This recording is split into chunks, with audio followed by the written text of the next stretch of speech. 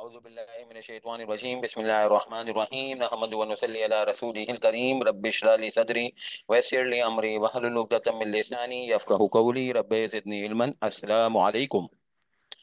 अच्छा जी, हमने पिछली क्लास में ये बात पढ़ ली थी कि हमें क्या कवर करना है, किस तरीके से कवर करना है, क्या हमारी फाउंडेशन अच्छी होनी चाहिए, वगैरह वगैरह। मोर ओवर हमने लॉ के अंदर से ये बात पढ़ ली थी कि भाई लिस्टेड कंपनी क्या होती है, वहाँ से ज़िमनन बात आई कि भाई बॉडी कॉरपोरेट क्या होती है। फिर इसके साथ हमने पब्लिक सेक्टर कंपनी के बारे में पढ़ा कि ये क्या होती है, और इसके ऊपर ज़िमनन जो है गवर्नमेंट की डेफिनेशन की बातचीत आई। आज की क्लास में मजीद बात बढ़ाते हैं। वैसे तो मैंने आपको कहा था कि हम लोगों की स्ट्रेटेजी ये होगी कि हम लो पढ़ते जाएंगे, एक एक सेक्शन यानी कि कंपनीज एक्ट का, और इसके साथ जो चीज़ें कनेक्ट होती रहेंगी उसको कनेक्ट करते करते करते इंशाल्लाह सिलेबस के एंड तक यानी चारों सेगमेंट को पूरे करने की जो है वो हमने तहैया किया हुआ है। मगर ये कि बहरहाल आज की क्लास के लिए मैंने कुछ ऐसे नोट्स आपके साथ जो है वो शेयर करने हैं जिसको कहा जाता है भाई कॉमन कॉन्सेप्ट्स हैं। ये चाहे पहले ग्रिड के लिए, सेकंड ग्रिड के लिए, थर्ड ग्रिड के लिए, फोर्थ ग्रिड के लिए, यानी कि जो भी जो है वो segment with in the syllabus जो है वो पढ़ा जाए, इसके बारे में ये ज़रूरी मालूमात होनी ज़रूरी है। मैं अपनी पढ़ाई के अंदर कंपनीज एक्ट 2017 पढ़ने के ऊपर पाबंद हूँ। सिलेबस की रिक्वायरमेंट यही है। मगर उसी कंपनीज एक्ट 2017 ने हमें 509 नंबर सेक्शन के अंदर कहा है कि आप जो है वो एनबीएफसी जो आपके सिलेबस का एरिया है उसके लिए जो है वो कंपनीज ऑर्डिनेंस को पढ़िएगा। तो कंपनीज ऑर्डिनेंस के सेक्शन 282 ए से लेकर 282 एन तक जो है वो हम आज भी पढ़ेंगे, ये कहते हुए कि ये कंपनीज एक्ट 2017 के अंदर जो है कंपनीज ऑर्डिनेंस का रिटेनिंग अफेक्ट है, और ये जो है वो एनबीएफसी के बारे में हमें मालूमात देगा। अच्छा, यही जो है वो सेक्शंस हमें कहते हैं कि एनबीएफसी की सारी मालूमात जो है सेक्शंस में नहीं है, कुछ रूल्स और रेगुलेशंस में भी है। तो मैंने पिछली क्लास में आपसे बात की थी कि रूल्स और रेगुलेशंस जो है लॉ की व्हाट टू डू के लिए, हाउ टू डू को डिफाइन करने के लिए आते हैं। तो एनबीएफसी रूल्स 2003 और एनबीएफसी रेगुलेशन 2008 जो 2000 282 ए से लेकर 282 एन की शाखें हैं, इनको भी साथ में पढ़ा जाएगा। किस हद तक पढ़ना है, पिछली क्लास में मैंने आपसे बात की थी कि ये जो है वो उस नंबर्स ऑफ रूल्स और रेगुलेशंस के साथ पढ़ा जाएगा जो कि सिलेबस के अंदर मैंने आपके साथ डिस्कस किए थे। अच्छा, हमारे लॉ में कुछ कानून जो हैं वो एक्ट के नाम से हैं, कुछ कानून जो है वो ऑर्डिनेंस के नाम से है। मजीद ये कि पाकिस्तान में जो भी कानून आप देखते हैं तो वो कभी एक्ट के नाम से आपके सामने आते हैं, कभी ऑर्डिनेंस के नाम से आते हैं। लाइक जो है वो कंपनीज एक्ट एक्ट है, लाइक जो है वो कंपटीशन एक्ट एक्ट है, मगर बैंकिंग ऑर्डिनेंस ऑर्डिनेंस के नाम से है, इंश्योरेंस ऑर्डिनेंस ऑर्डिनेंस के नाम से है। तो ऐसा क्यों है कि जो है वो कोई कानून एक्ट के नाम से होता है, कोई कानून ऑर्डिनेंस के नाम से होता है? तो इसके लिए कॉन्स्टिट्यूशन के अंदर से ये दलील निकलती है कि अगर कोई मुल्क में कानून इन्फोर्स हो और वो पार्लियामेंट से अप्रूव हो, पार्लियामेंट का मतलब होता है नेशनल असेंबली, सेनेट और जो है वो प्रेसिडेंट, तीनों मिलके जो है वो अपने अपने रोल को अदा करते हैं और उसकी बेस पे कानून बनता है और मुल्क में लागू होता है। तो इस कानून के अंदर आपको टाइटल नजर आएगा एक्ट। आपको मालूम है नेशनल असेंबली में जो है वो अवाम के रिप्रेजेंटेटिव यानी पब्लिक रिप्रेजेंटेटिव जो इलेक्शन के प्रोसेस से इलेक्ट होते हैं वो मौजूद होते हैं। तो इस वजह से इनके हाथों से बना हुआ कानून, इनकी मर्जी मंशा से अप्रूव वाला कानून मुल्क में डेमोक्रेटिक लॉ कहलाता है, या लॉ की फील्ड के जो लोग हैं वो इसको कहते हैं ये डेमोक्रेटिक लॉ है, बिकॉज ऑफ द रीज़न ये अवाम की नुमाइंदगी से अप्रूव शुदा, मंजूर शुदा लॉ है। ऑन दी अदर हैंड मुल्क में अक्सर व बेशतर ऐसी सूरत हाल आती है कि भाई जो है वो मार्शल लॉ लगा हुआ होता है। और मार्शल लॉ का मतलब आपको मालूम है कि आर्मी रूलर या आर्मी जनरल जो है वो हुकूमत को रूल कर रहा होता है। उसके अंदर जो है वो फिर पार्लियामेंट वगैरह पूरी तरीके से नहीं होती है, यानी नेशनल असेंबली और सेनेट जो है वो फ़ाल नहीं होती है, गैर फ़ाल होती है, सस्पेंडेड होती है, मतरूक होती है। तो उन हालात में कि जब प्रेसिडेंट साहब जो है मुल्क में कानून को इन्फोर्स करें, अक्सर व बेशतर इसको कहा जाता है कि मार्शल लॉ का दौर चल रहा है, तो उस केस में कानून जो आएगा उसको ऑर्डिनेंस के नाम से पुकारा जाएगा। ये पहचान होती है बाद के लोगों के लिए कि कानून जब आया था तो उस वक्त मुल्क में जमहूरियत थी, कि मुल्क में आमराना निज़ाम था। जैसे कि आप आज आप बैंकिंग ऑर्डिनेंस पढ़ोगे तो आप कहोगे ओहो ये तो उस दौर का है जब जो है वो आर्मी रूलर था। बिल्कुल आर्मी रूलर था, 1962 में अयूब खान होते थे। इसी तरीके से इंश्योरेंस ऑर्डिनेंस 2000 ऑर्डिनेंस के नाम से है, ओहो, तो इसका मतलब है कि ये भी आर्मी रूलर के दौर में आया। यस बिल्कुल, उस वक्त परवेज मुशर्रफ होते थे। कंपनीज ऑर्डिनेंस 1984, तो ये उस दौर में आया जब जो है वो बहरहाल जो है वो जियाउल हक की गवर्नमेंट होती थी। और जब कंपनीज एक्ट की बात करें तो उसमें एक्ट लिखा हुआ है, तो ये उस दौर में आया जब जो है वो मुल्क में जमहूरियत की परवान चढ़ रही थी, या बहरहाल जमहूरियत की जो है वो दौर दौरा था। जो नवाज शरीफ की जाने के दौर थे, वो बहरहाल इमरान खान की गवर्नमेंट के आने के दौर थे। तो उस दौरान में जो कानून बने वो एक्ट के नाम से है। तो even if parliament is in session, Majeed ये बात कि भाई कभी कभी ऐसा भी होता है कि पार्लियामेंट सेशन में हो, मगर ये कि प्रेसिडेंट साहब को जो है वो ऑर्डिनेंस लागू करना है कोई इमरजेंसी की वजह से, with the reason of emergent situation. But sir, मगर ये कानून जो कि इमरजेंट सिचुएशन में प्रेसिडेंट साहब की ऑर्डर से आया, उस वक्त पार्लियामेंट अपने काम में फाल थी, मगर अप्रूव कराए बगैर मुल्क में लागू कर दिया गया। ऐसे ऑर्डिनेंस को हमें 120 दिनों में पार्लियामेंट से रेटिफाई करवाना है। अगर हम इसको पार्लियामेंट से 120 दिनों में रेटिफाई नहीं कराएंगे तो फिर ये जो है वो खड़ा नहीं रह पाएगा, और इसकी इतलाक नहीं होगी। और ये बहुत अजीब सा है मामला, कॉन्स्टिट्यूशन में लिखा हुआ है कि अगर 120 दिनों में ये पार्लियामेंट से अप्रूव ना हो तो ये खत्म हो जाएगा उस दिन से जिस दिन से ये आया था। इसकी एग्जांपल, बहुत बेहतरीन एग्जांपल है कंपनीज ऑर्डिनेंस 2016। कंपनीज ऑर्डिनेंस 2016 जो है वो अप्रैल 2016 में आया। ये वो दौर था जब जो है वो नवाज शरीफ की गवर्नमेंट के आखिरी आखिरी दिन थे। आपको मालूम होगा पनामा लीक्स, पैराडाइज लीक्स में नवाज शरीफ के नाम डिस्क्लोज हो गए थे, और उसके अंदर जो है वो गैर अनडिस्क्लोज एसेट्स का उनके ऊपर चार्ज बना था। और नतीजतन ये कि उनकी गवर्नमेंट के ऊपर काफ़ी मुश्किलात आ गई थी। तो उन्होंने उस दौरान में ये कंपनीज ऑर्डिनेंस 2016 जो है वो इंट्रोड्यूस किया हुआ था। तो उसके ऊपर जब ये अपने मामलात में इतने उलझ गए तो ये 120 दिनों में पार्लियामेंट से अप्रूव नहीं करवा पाए।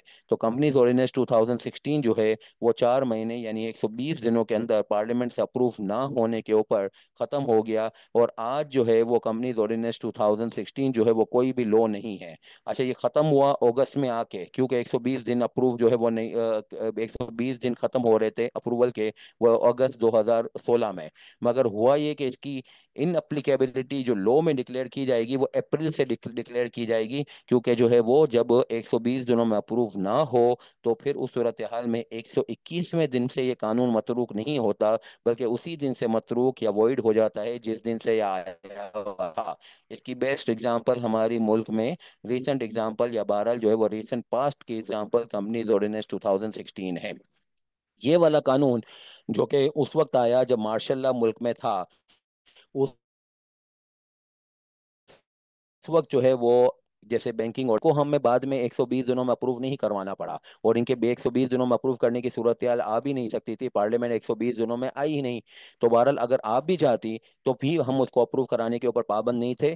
पार्लियामेंट से 120 दिनों में अप्रूव कराने की रिक्वायरमेंट उस वक्त होती है जब जो है वो पार्लियामेंट सेशन में थी, मगर प्रेसिडेंट साहब ने इमरजेंट सिचुएशन की रीजन को यूज करते हुए जो है वो ऑर्डिनेंस को लागू किया था। इसको 120 दिनों में अप्रूव करवाना होता है। बाकी अदरवाइज जो जमहूरियत के बगैर यानी कि मार्शल लॉ के दौर में ऑर्डिनेंस आए, वो आगे पूरी जिंदगी जो है वो चलते रहेंगे एज अ ऑर्डिनेंस। जैसे कि बहुत सारे ऑर्डिनेंस हमारे मुल्क में हैं। इंश्योरेंस ऑर्डिनेंस की एग्जांपल दी, बैंकिंग ऑर्डिनेंस की एग्जांपल दी, इसके अलावा मशहूर है ज़माना इनकम टैक्स लॉ जो हमारे मुल्क का है, इनकम टैक्स ऑर्डिनेंस 2001, वो भी बहरहाल जो है वो ऑर्डिनेंस के नाम से चल रहा है, पिछले 24 साल से चल रहा है। तो ये पार्लियामेंट तो इसके बाद आई हैं, तो वो उसने क्यों इसको 120 दिनों में अप्रूव नहीं किया? क्योंकि ये उस दौर की पैदावार है जब जो है वो माशाल्लाह था। नेक्स्ट जो है वो डिस्कशन ये कि हमारी पढ़ाई के अंदर अक्सर व बेशतर मैं आपसे बातचीत करूंगा एसआरओ सर्कुलर। जैसे पिछली क्लास में भी मैंने आपसे बातचीत की थी कि एसआरओ 451 और 453 ऑफ 2025 जो है, these are the amendments in the postal ballot regulations 2018। And SRO 454 और 2025 जो है वो अमेंडमेंट्स हैं company listed companies code of corporate governance regulation 2019 में। तो ये जो एसआरओ होते हैं ये क्या बला है? तो ये बेसिकली जो है वो इसका सर पैर जो है वो निकलता है सेक्शन नंबर 510 और 512 से। 510 और 512 नंबर सेक्शन में ये कहा गया है कि भाई जो है वो एससीसीपी के पास ये पावर है कि वो आपके ऊपर जो है वो मुख्तलिफ किस्म के डॉक्यूमेंट्स को जारी कर सकता है। कभी वो डायरेक्शंस के नाम से आएगा, कभी वो पीआरस के नाम से आएगा, PRs stand for prudential regulations. कभी वो कोड्स के नाम से आएंगे, कभी वो गाइडलाइंस के नाम से आएंगे, कभी वो सर्कुलर्स के नाम से आएंगे, कभी वो नोटिफिकेशन के नाम से आएंगे। तो नोटिफिकेशंस को उमूमी एसआरओ भी कहते हैं। एसआरओ की फुल फॉर्म है स्टैट्यूटरी रूल एंड ऑर्डर। तो इन चीज़ों से हम जो है वो बहरहाल लॉ के अंदर मजीद जो है वो चीज़ें इंट्रोड्यूस करते रहेंगे। ये कौन कह रहा है? ये एससीसीपी कह रहा है। कौन से सेक्शन में कह रहा है? 510 में कह रहा है। किसने हमें एम्पावर किया? पार्लियामेंट ने। ज़ाहिर बात है, कानून बनाया है तो पार्लियामेंट ने सेक्शन 510 भी बनाया है। 510 के अंदर पार्लियामेंट ने अपना कानून साजी का कुछ हक जो है वो एससीसीपी को दे दिया है। और एससीसीपी जो है वो इस हक को एक्सरसाइज करके जो डॉक्यूमेंट्स को लाता है, उसको जो है वो बहरहाल हम ये कहते हैं कि वो इन नामों से आ रहा होता है। इसको प्रैक्टिकल लाइफ में हम लोग ये भी कहते हैं, जो कि आप भी याद रखिएगा, ये कहलाता है बेसिकली जो है वो डेलीगेटेड लेजिस्लेशन। कानून बनाने का पावर जो है वो है पार्लियामेंट का। और पार्लियामेंट जो कानून बनाता है उसको कहते हैं प्राइमरी लेजिस्लेशन। और पार्लियामेंट की अथॉरिटी के बेस पे एससीसीपी को 510 नंबर सेक्शन में जो इजाज़त दी गई है, उसके तहत वो जो कानून प्रोड्यूस कर रहे हैं उसका नाम होता है डेलीगेटेड लेजिस्लेशन। या डेलीगेटेड लेजिस्लेशन को दूसरे एक नाम से भी पुकारा जाता है, जिसको कहा जाता है सेकेंडरी लेजिस्लेशन। एसआरओ के नाम से आएगा। जो भी डायरेक्शन आएगी, पीआर आएंगे, कोर्ट्स आएंगे, उसमें टाइटल या तो जो है वो होगा एसआरओ का या टाइटल होगा सर्कुलर का। ठीक है ना?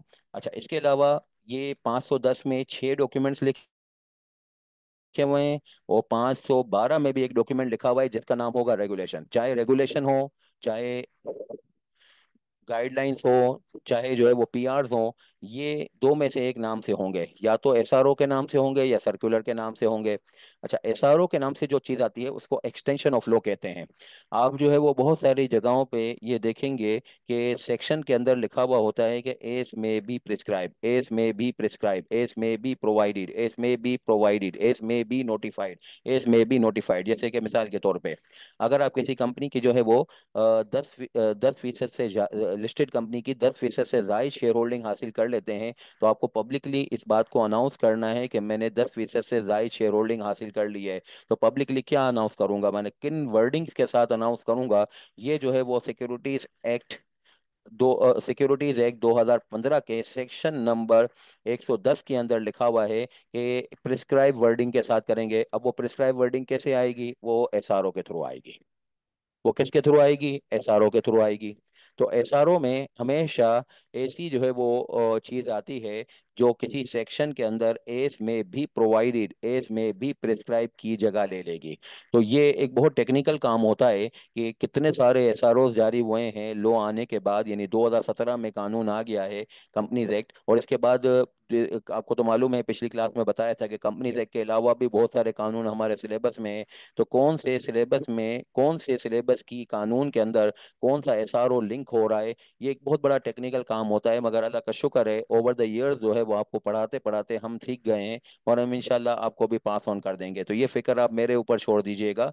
इसके ऊपर जो है वो आपका काम बस इस हद तक होगा कि जो आपको डिलीवर किया जाएगा आप उसको एब्जॉर्ब करके अच्छी तरीके से कहीं स्टोर कर लीजिएगा, ताकि जो है वो बहरहाल आपको बाद में कोई जहमत ना उठानी पड़े। तो extension of law to mean SRO. SRO will be in the shape के भाई जो है वो इसका नाम कभी पीआरस होंगे, कभी कोड होगा, कभी रेगुलेशंस होंगे। But whatever the release is there out of the SRO, वो हमेशा किसी सेक्शन की as may be provided, as may be notified, as may be prescribe की जगह लेने जाएंगे।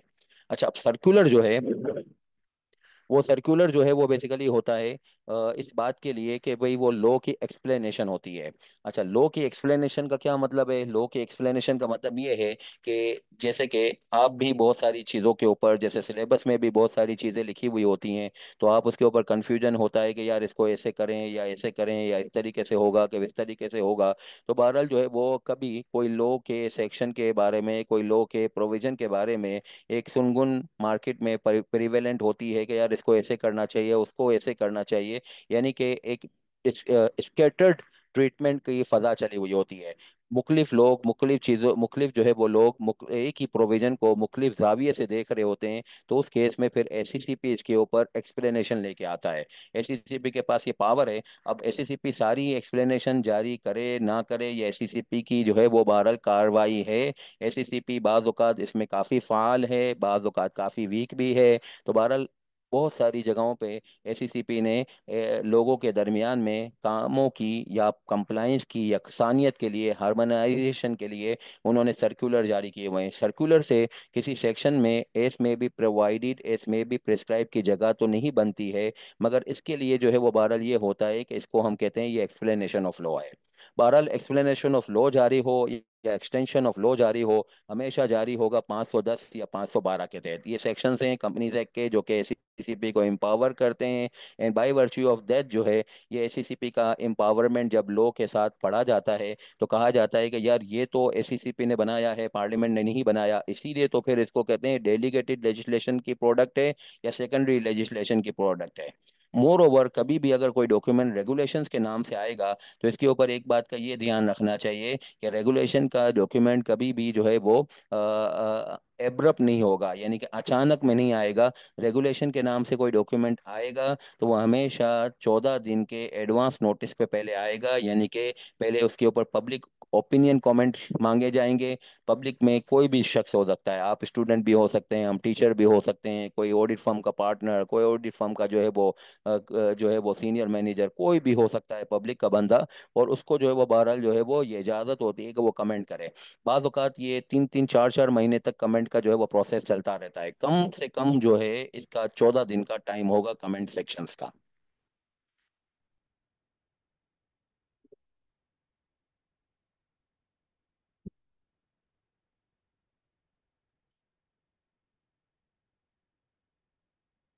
कम से कम 14 दिन होंगे। ज्यादा हो गए तो कोई हमें अर्ज नहीं है, मगर कम से कम 14 दिन होंगे। अच्छा, फिर मजीद ये बात कि अगर आप जो है वो इस बात को सीरियस नहीं लेंगे, यानी कि आप जो है वो कहेंगे कि यार ये तो एससीसीपी की प्रोडक्ट है, हम तो पार्लियामेंट का कानून पढ़ रहे हैं, हम इसको जो है वो फॉलो नहीं करेंगे।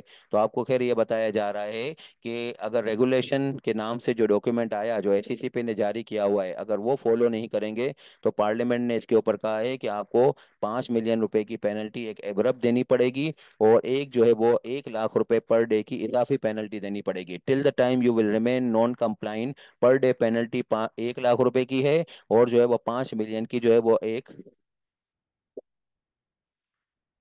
गो में, इन सिंगल गो में एक पेनल्टी होगी। मगर ये मैक्सिमम एक्सटेंट है। अप टू का मतलब ये होगा कि भाई जो है वो इससे कम भी पेनल्टी लग सकती है, मगर एक बहरहाल इससे ज्यादा नहीं लगेगी।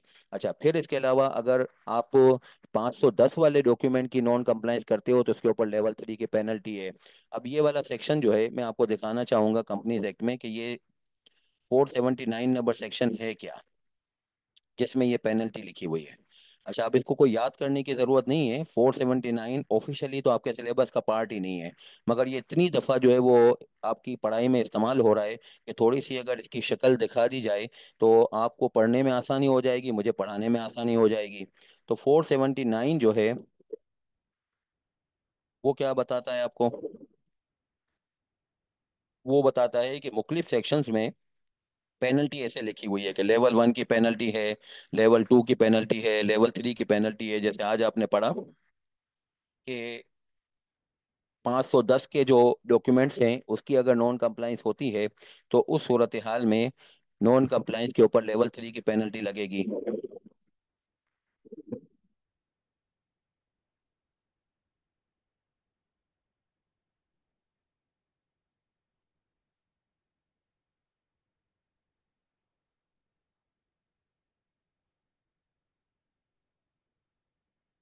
अब लेवल 3 की जो पेनल्टी है वो 479 में क्या लिखी हुई है, ये लिखी हुई है। ये है 479 के अंदर लेवल 1, लेवल 2 और लेवल 3 की पेनल्टीज की डिफाइनिंग। अगर लेवल 1 की पेनल्टी किसी सेक्शन में लिखी हुई है तो उसका मतलब है एक गो में 25,000 रुपए की, और till the time you will be remain non compliant 500 रुपये पर डे। और जो है वो अगर लेवल 2 की हो तो 5 लाख रुपए मैक्सिमम, और 1,000 रुपीज पर डे मैक्सिमम। और अगर लेवल 3 की हो तो 100 मिलियन की पर मैक्सिमम वन गो में, और 5 लाख रुपए की पर डे। तो ये है पेनल्टी का मामला। मजीद शायद आपके लिए सिलेबस के लिए तो अहम नहीं है, मगर प्रैक्टिकल लाइफ के लिए एक बहुत अहम सब्जेक्ट मैं आपको बताऊं।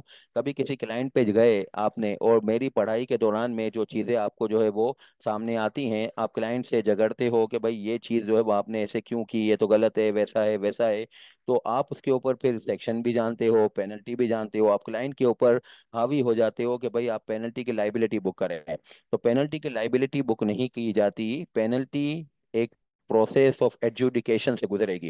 वो पूरा इस सेक्शन में लिखा हुआ है, आपको प्रैक्टिकल लाइफ में ज़रूरत पड़े तो आप देख लीजिएगा कि कौन एसईसीपी की तरफ से, यानी कि रेगुलेटर की तरफ से जो है वो आपसे बहस व मुबाहिसा करेगा, जिसको कहते हैं प्रोसेस ऑफ एडजुडिकेशन। और उसकी बेस पे फिर अल्टीमेटली पेनल्टी कंक्लूड होगी। इनके पास पावर होता है कि वो पेनल्टी लगने की रीज़न होने के बावजूद भी पेनल्टी माफ़ कर दें। और पेनल्टी अगर लगाते भी हैं तो ये मैक्सिमम एक्सटेंट है। अब एग्जैक्टली कितनी पेनल्टी लगती है वो बहरहाल जो है वो एडजुडिकेटिंग अथॉरिटी का पावर होता है। तो till the time adjudicating process complete ना हो जाए, ऑर्डर ऑफ पेनल्टी ना आ जाए, पेनल्टी की बाय डिफॉल्ट लाइबिलिटी बुक नहीं होती है। ये है सेक्शन 479 का खुलासा, जो मैंने यहाँ पे नीचे जो है वो अल्फाजों से आपको समराइज करके बताया है। मजीद एक बात कि भाई इसकी कोई एग्जांपल बताइए कि ये सर्कुलर किस तरीके से किस शेप का होता है। तो देखिए सर्कुलर, जैसे कि मैंने एग्जांपल दी कि 110 नंबर सेक्शन सिक्योरिटीज एक्ट 2015 का, कि 10% से जायद लिस्टेड कंपनी के शेयर्स हासिल कर लो तो पब्लिकली अनाउंस करो कि मैंने हासिल कर लिया है। तो किस वर्डिंग के साथ अनाउंस करूं, किस मैकेनिज्म के थ्रू अनाउंस करूं, इसमें भी प्रेस्क्राइब, तो उसका एसआरओ मौजूद है। अब इसी तरीके से सर्कुलर की एग्जांपल दूं, कंपनीज एक्ट में मुख्तलिफ जगहों पे जब कंपनी मेंबर से कम्युनिकेट कर रही होती है कि भाई डिविडेंड वारंट आपको भेज दिए हैं, डिविडेंड आपके अकाउंट में क्रेडिट हो गया है, आपको जो है वो नोटिस ऑफ एजीएम जो है वो भेजा है, तो बहरहाल इन चीज़ों के ऊपर जो है वो न्यूज़पेपर में पब्लिकेशन की जाती है। अब न्यूज़पेपर में पब्लिकेशन के लिए लॉ ने ये कहा हुआ है कि लिस्टेड कंपनियां जब ये मेंबर से न्यूज़पेपर में कम्युनिकेट करती हैं, जहाँ पे भी जिस सेक्शन में रिक्वायरमेंट हो, तो वहाँ पे इंग्लिश न्यूज़पेपर होना चाहिए और उर्दू न्यूज़पेपर होना चाहिए। अब हमारे कुछ लोग जो हैं बहरहाल जो है वो इस बात के ऊपर थोड़ी सी कोफ्त महसूस करते हैं कि वो उर्दू में अपने जो है वो मजमून को ट्रांसलेट करें। अब जैसे कि एनुअल जनरल मीटिंग, उसका जो है वो उर्दू में बनता है सालाना उमूमी इजलास। अब जो है वो बहुत सारे लोग तो उर्दू मीडियम के प्रोसेस से गुजरते ही नहीं हैं। बहुत सारे लोग गुजरते भी हैं तो बाद के जो आला तालीम के अंदर जो पढ़ाई वगैरह का निज़ाम है वो उसमें उर्दू है नहीं, तो उर्दू के ऊपर इतनी ग्रिप नहीं होती है। मार्केट में इसके ट्रांसलेटर्स भी बहुत कम हो गए हैं, और अगर ट्रांसलेटर होते हैं तो वो शायरी वगैरह को तो उर्दू कर देंगे, मगर ये लीगल लैंग्वेज को उर्दू में करना काफ़ी मुश्किल हो जाता है। तो लोग क्या करते थे कि वो इंग्लिश टेक्स्ट को उर्दू अखबार में भी छाप देते थे। उर्दू अखबार को बहरहाल इसके ऊपर कोई एतराज़ नहीं होता था कि भाई जो है वो आप पूरे पैसे हमें दे रहे हो इश्तिहार के, तो हम जो है वो बहरहाल आपकी इंग्लिश टेक्स्ट को भी उर्दू अखबार में छाप देंगे। तो एसीसीपी ने कहा भाई ये तो पर्पस ही अचीव नहीं हो रहा। हम तो उर्दू अखबार में छापने का इसलिए कहते थे कि एक पाकिस्तान की बहुत बड़ी कसीर तादाद ऐसी है जो अंग्रेज़ी ज़बान से ना वाकिफ़ है। अगर वो आला तालीम याफ्ता नहीं होंगे तो फिर वो कैसे जो है वो अंग्रेज़ी ज़बान वगैरह से वाकिफ़ कार होंगे। नतीजतन उर्दू अखबार में रखा इसलिए है कि आपकी चीज़ वाइडर रेंज के ऊपर लोगों के दरमियान पहुंच जाए। तो आप जो है वो न्यूज़पेपर अगर उर्दू सिलेक्ट कर रहे हैं तो उसके अंदर उर्दू टेक्स्ट होना चाहिए। ये किसने जो है वो एक्सप्लेन किया, ये सर्कुलर ने, सर्कुलर 1/2008 है इसकी बात के ऊपर। वो बहुत उसने डिटेल में तरीके से उसको एक्सप्लेन किया है कि भाई उर्दू में छापने की रिक्वायरमेंट हमने क्यों रखी हुई है। अच्छा, मजीद ये बात कि हमारी पढ़ाई के अंदर हम इन डॉक्यूमेंट्स को, जो कि मैंने कहा कि समराइज वे में एसआरओ सर्कुलर्स होंगे, और मजीद ये बात कि भाई जो है वो इसके 510 और 512 को मिला के नाम जो है वो डायरेक्शंस, पीआर कोड्स वगैरह बनते हैं। इसको हम लोग जो है वो प्रैक्टिकल लाइफ में भी और हमारी पढ़ाई में हम इसको कहते हैं स्टेचुटरी इंस्ट्रूमेंट्स, कानूनी आलायकार। तो कोई अगर आपको कहे कि भाई स्टेट्यूटरी इंस्ट्रूमेंट्स, चाहे जो है वो बेसिकली इनकम टैक्स लॉ हो, चाहे जो है वो कॉरपोरेट लॉ हो, चाहे कोई और सब्जेक्ट के अंदर लॉ की बातचीत हो रही हो, और उसमें कहा जाए स्टेट्यूटरी इंस्ट्रूमेंट्स, तो वहाँ पे स्टेट्यूटरी इंस्ट्रूमेंट्स का मतलब क्या होता है, एसआरओ और सर्कुलर्स ऑफ दोज लॉ। फिर मजीद टाइप्स ऑफ इन्फोर्समेंट। जैसे हमारा जो सबसे बड़ा जो है वो इस वक्त दुनिया का कानून, जिसको हम जो है वो बहरहाल अकीदत और बहरहाल जो है वो हमारे ईमान की हिफाजत का तकाजा है, जो कि कुरान पाक है, वो बेसिकली जो है वो पीस मिल में इन्फोर्स हुआ था। एक ही दिन में सारे कानून इन्फोर्स नहीं हुए थे। वो आपको मालूम है कि पूरी इसकी तरतीब है रमज़ान के हवाले से। बाज़ औक़ात जो है वो बहरहाल हम इसको रवाइज भी कर रहे होते हैं मसाजिद वगैरह में, कि भाई जो है वो 23 साल में, 22 साल का मोबेश जो है वो 6 माह में ये जो है वो दुनिया में, यानी कि आसमान से अल्लाह के पास से जो है वो दुनियावी आसमान पे आया, फिर वो नीचे जो है वो ज़मीन पे आया। तो इसकी इन्फोर्समेंट जो है वो पीस मिल में हुई है। यानी कि जो है वो तंजील इसकी तो पीस मिल में हुई है। थोड़े थोड़े थोड़े थोड़े थोड़े दिनों के बाद जो है वो चीज़ें आती रहीं, और ये 22-23 साल का मोबेश का जो है वो अरसा गुजरा। तो इस टाइप की जो इन्फोर्समेंट होती है कानून की, उसको कहते हैं पीस मिल इन्फोर्समेंट। तो हमारे पास दुनिया में भी जब कोई कानून हम पढ़ते हैं तो इस बात की फिक्र में लग जाते हैं कि भाई इसकी इन्फोर्समेंट एक ही दिन में पूरा कानून इन्फोर्स हो गया, कि डिफरेंट जो है वो जो है वो सेक्शन डिफरेंट लॉ पे इन्फोर्स हुए हैं। तो अगर डिफरेंट जो है वो सेक्शंस डिफरेंट डे पे इन्फोर्स हों तो उसको कहते हैं पीस मिल इन्फोर्समेंट। और एक ही दिन में सारा का सारा लॉ जो है वो इन्फोर्स हो जाए, तो उस सूरत हाल में इसको कहते हैं इन्फोर्समेंट एडवांस। अब जैसे कंपनीज एक्ट है, जो कि बहरहाल हमारी पढ़ाई का मेन जो है डॉक्यूमेंट है, उसके ऊपर आप लो एक ही दिन इन्फोर्स हो गया है, और वो दिन था 30 मई 2017। 30 मई 2017 पे एक दिन पे सारे सेक्शन इन्फोर्स हो जाना will make the law as enforcement advance. अब जो इससे पहले का कानून, जब मैंने एग्जाम दिया था तो मैंने तो दिया था कंपनीज ऑर्डिनेंस 1984 वाले दौर में। अब कंपनीज ऑर्डिनेंस 1984 वाला जो दौर था, उसके अंदर जो है वो इन्फोर्समेंट जो है वो एडवांस नहीं थी, वो पीस मिल इन्फोर्समेंट थी। पीस मिल इन्फोर्समेंट का क्या मतलब है कि अक्टूबर 1984 में कंपनीज ऑर्डिनेंस 1984 आया। अच्छा, फिर हम ऑडिट पे जाते थे। तो ऑडिट में क्या होता था कि हम कुछ सेक्शंस को जो है वो कंपनीज ऑर्डिनेंस 1984 से अप्लाई करते थे, और कुछ चीज़ों के बारे में हम इससे पहले का लॉ, जिसका नाम कंपनीज एक्ट 1913 होता था, उसको फॉलो करते थे। तो कोई क्लाइंट या बाहर कोई हमारा सीनियर और हमारा जूनियर हमसे पूछते थे कि सर ये 1984 का कानून आ चुका है, तो फिर पुराना कानून क्यों आप फॉलो कर रहे हैं इस पर्टिकुलर इशू के लिए? इसलिए कि भाई जो है वो ये पर्टिकुलर इशू जो है, जिस सेक्शन से अभी हैंडल हो रहा है, ये सेक्शन तो अभी इन्फोर्स ही नहीं हुआ।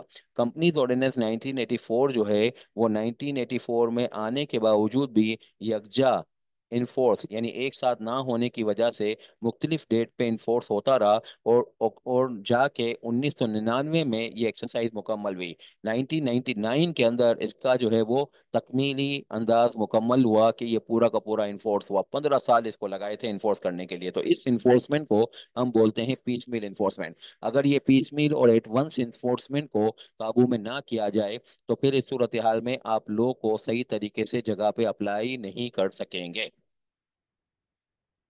अच्छा, पाकिस्तान में जो कॉरपोरेट स्टेटस अक्वायर किए जाते हैं, वो किस तरीके से अक्वायर किए जाते हैं? 3 तरीके से अक्वायर किए जाते हैं।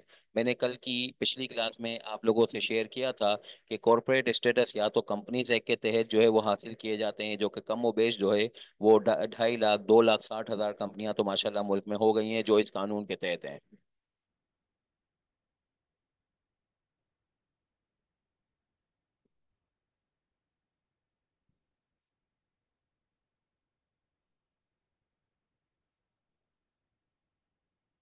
A and B सिंबल किसको रिप्रेजेंट करते हैं?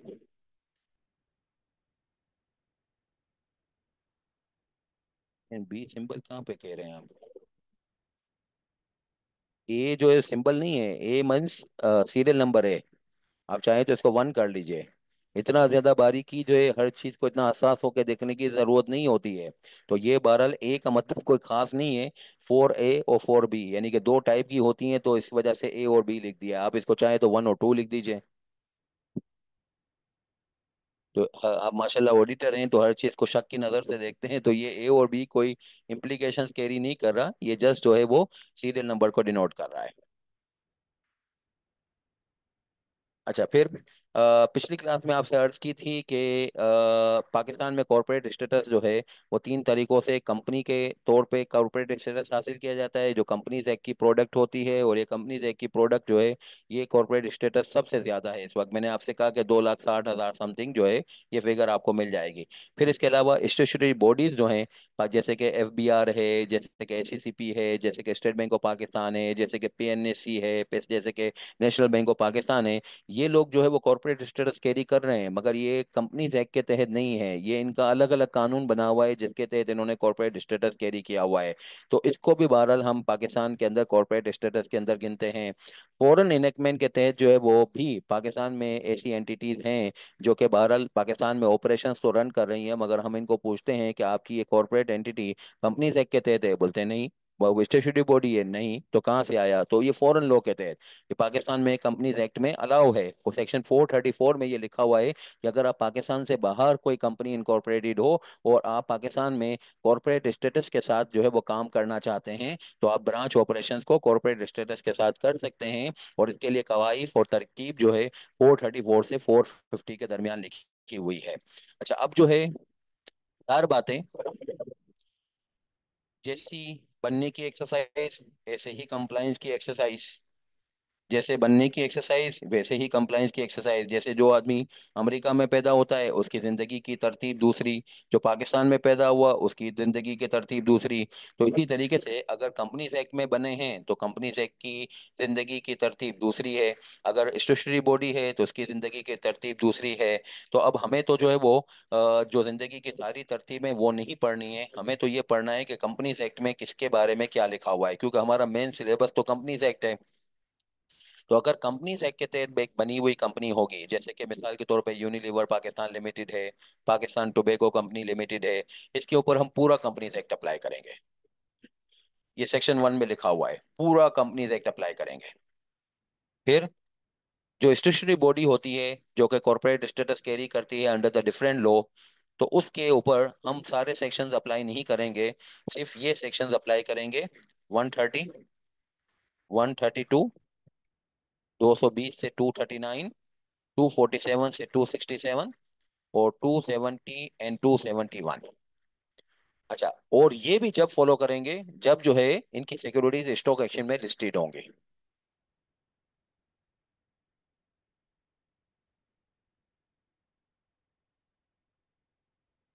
इनकी सिक्योरिटीज स्टॉक एक्सचेंज में लिस्टेड होंगी।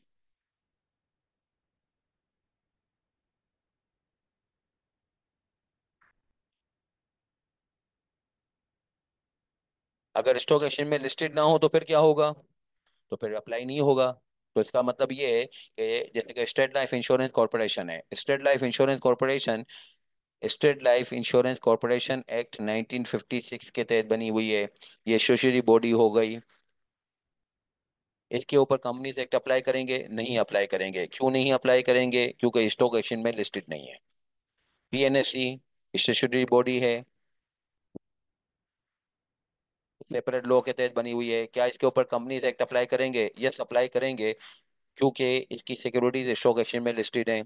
तो कितना हद तक अप्लाई करेंगे? पूरा नहीं, पूरा नहीं अप्लाई करेंगे। 130 में क्या है, हर साल आपके AGM के दिन जो मेंबर्स होते हैं उनके कवाइफ जिसको कहते हैं एनुअल रिटर्न, वो रजिस्ट्रार के पास फाइल करना 130, AGM कराना 132, 220 से 239 बुक्स ऑफ अकाउंट्स को मेंटेन करना, 247 से 267, 270 और 271 ये ऑडिट और इन्वेस्टिगेशन से रिलेटेड सेक्शंस हैं।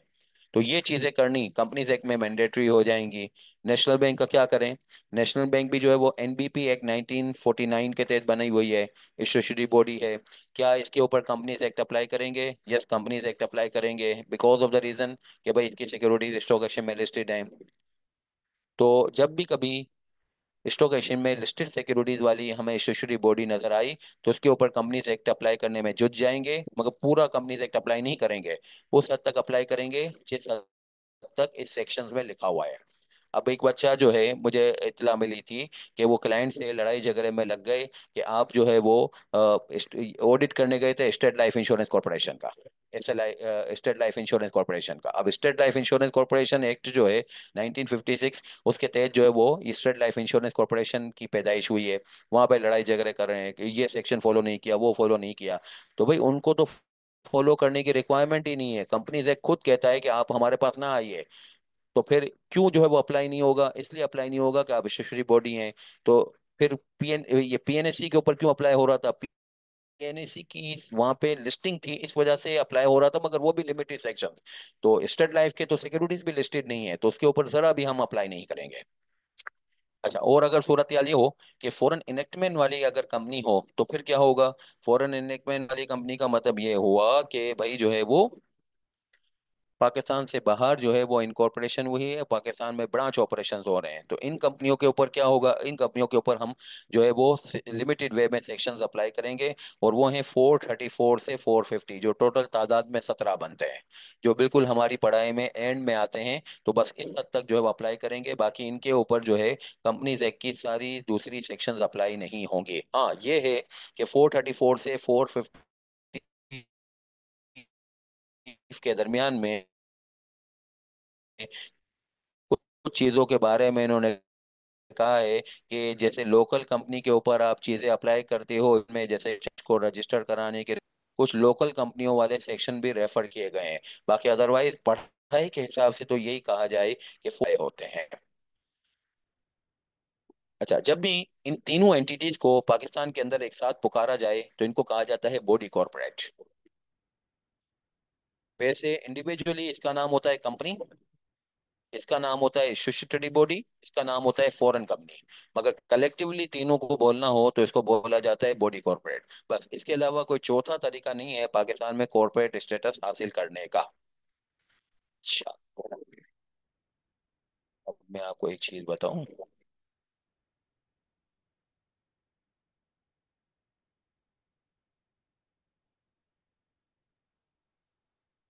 एक तो मैं आपको ये एक्सरसाइज बताऊं कि कोई आपको पूछता है कि कॉन्सेप्ट ऑफ डेलीगेटेड लेजिस्लेशन क्या होता है। आप कहोगे कंपनीज एक्ट के हवाले से बातचीत करोगे, जाहिर बात है, मैंने आपको कहा कि प्राइमरी लॉ आपका कंपनीज एक्ट है।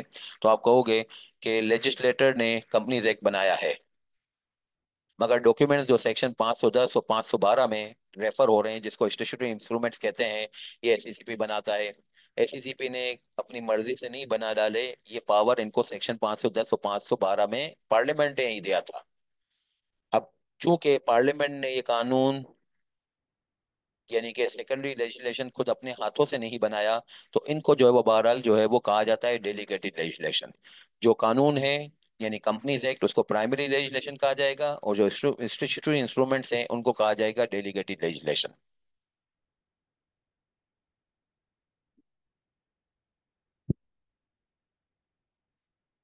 नेक्स्ट, अब आपको ये टेबल है जिसमें मैंने पाकिस्तान के तीनों कॉर्पोरेट स्टेटस को साथ में लिखा हुआ है। इन तमाम स्टेटस को अगर क्यूमुलेटिवली बोला जाएगा तो कहा जाएगा कि भाई ये बॉडी कॉर्पोरेट है। सेक्शन नंबर है इसका सेक्शन 2 सब सेक्शन 1 क्लॉज 9। कल पढ़ाया था मैंने, पिछली क्लास में आपसे डिस्कस किया था। इनके ऊपर यूनिलीवर पाकिस्तान लिमिटेड जो है वो कंपनीज एक्ट के तहत बनी हुई है। कंपनीज एक्ट के तहत बनने की इंशाल्लाह आप लोगों को तारीफ बता दी जाएगी। इसका मतलब ये होता है कि कंपनीज एक्ट के तहत बनी हुई हो, या कंपनीज ऑर्डिनेंस 2016 जो 4 महीने के लिए आया हो उसके तहत बनी हुई हो, या कंपनीज ऑर्डिनेंस 1984 के तहत बनी हुई हो, या फिर एक कंपनीज एक्ट 1913 जो पाकिस्तान का पहला कॉरपोरेट लॉ है उसके तहत बनी हुई होगी। तो किसी भी कानून के तहत बनी हुई हो, ये चार कानून टाइम टू टाइम बेसिस पे आज जो है वो कंपनीज एक्ट 2017 की शक्ल में खड़े हुए हैं। तो ये कंपनीज एक्ट जो है वो बेसिकली तकमीली मरला है इन तीनों पुराने कानूनों का। और अगर आपका बनना कंपनीज एक्ट 1913 के तहत ही क्यों ना हो, या कंपनीज ऑर्डिनेंस 1984 के तहत ही क्यों ना हो, आपको जो है वो कंपनीज एक्ट के अंदर सेक्शन 1 के हवाले से ये मिल जाएगा कि आपको जो है वो इसको कंपनीज एक्ट 2017 की ही कंपनी कहना है। अब यूनिलीवर जो है वो कंपनीज एक्ट 1913 के तहत बनी हुई है, तो भी अब बहरहाल वो आप अपने आप को वो क्या कहेंगे? हम कंपनीज एक्ट 2017 की कंपनी है। इनके ऊपर पूरा का पूरा लॉ अप्लाई होगा, यानी पूरा कंपनीज एक्ट अप्लाई होगा। एफबीआर और एसईसीपी, ये जो है वो एससीसीपी बनी हुई है एससीसीपी एक्ट 1997 के तहत। एफबीआर बनी हुई है एफबीआर एक्ट 2007 के तहत। और इनके दोनों रेस्पेक्टिव कानून के अंदर लिखा हुआ है कि एफबीआर और एससीसीपी कॉर्पोरेट स्टेटस कैरी कर रही हैं। मगर अब ये कॉर्पोरेट स्टेटस कैरी करने के बावजूद भी, बॉडी कॉर्पोरेट की डेफिनेशन होने के बावजूद भी, ये कंपनीज एक बिल्कुल भी फॉलो नहीं करेंगी। ये अपने अपने कानूनों के तहत अपनी अपनी जिंदगी गुजारें, क्योंकि बहरहाल ये बॉडी कॉर्पोरेट तो हैं, मगर ये कि जो है वो इनकी कोई सिक्योरिटीज स्टॉक एक्सचेंज में लिस्टेड नहीं है। नतीजतन हम इनके ऊपर जो है वो कंपनीज एक्ट अप्लाई नहीं करेंगे, नॉट अप्लीकेबल मैंने लिख दिया। स्टेट लाइफ इंश्योरेंस कॉर्पोरेशन, इसके साथ भी यही मामला है कि ये स्पेशल इनेकमेंट के तहत बनी हुई है। और इसके ऊपर जो है वो इसके स्पेशल इनेकमेंट में यानी state life insurance corporation act 1956 के अंदर ये लिखा हुआ है कि ये बॉडी कॉर्पोरेट है या कॉर्पोरेट एंटिटी है। मगर इसके बावजूद भी हम कंपनीज एक्ट इसके ऊपर अप्लाई नहीं करेंगे। मगर पीएनएससी है, अब पीएनएससी भी स्पेशल इनेकमेंट के तहत बनी हुई है। इसके स्पेशल इनेकमेंट में लिखा हुआ है कि ये कॉर्पोरेट स्टेटस या बॉडी कॉर्पोरेट है। इसके ऊपर हम कंपनीज एक्ट अप्लाई करेंगे, मगर उस हद तक अप्लाई करेंगे जो कि बेसिकली सिलेक्टेड सेक्शंस है। ये सिलेक्टेड सेक्शंस जो मैंने आपको अभी बताए, ये मैंने कंपनीज एक्ट के सेक्शन 505 सब सेक्शन नंबर 2 से बताए। सब सेक्शन नंबर 2 में 505 के सेक्शन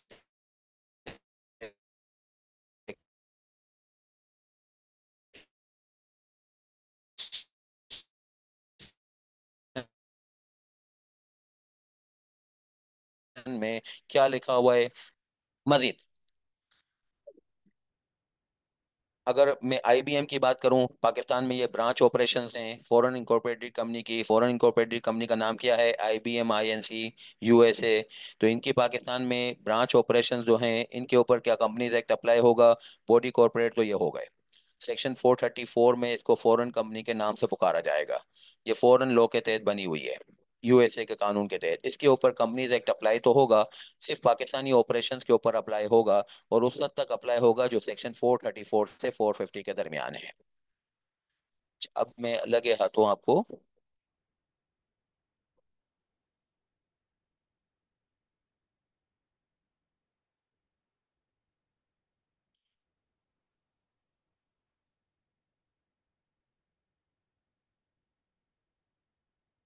जरा लॉ की वर्डिंग वगैरह पढ़ाना में मैं सिखाऊं आपको। और जाहिर बात है हमें एक्ट भी इसी तरीके से पढ़ना है कि एक एक सेक्शन को हम पढ़ते जा रहे होंगे।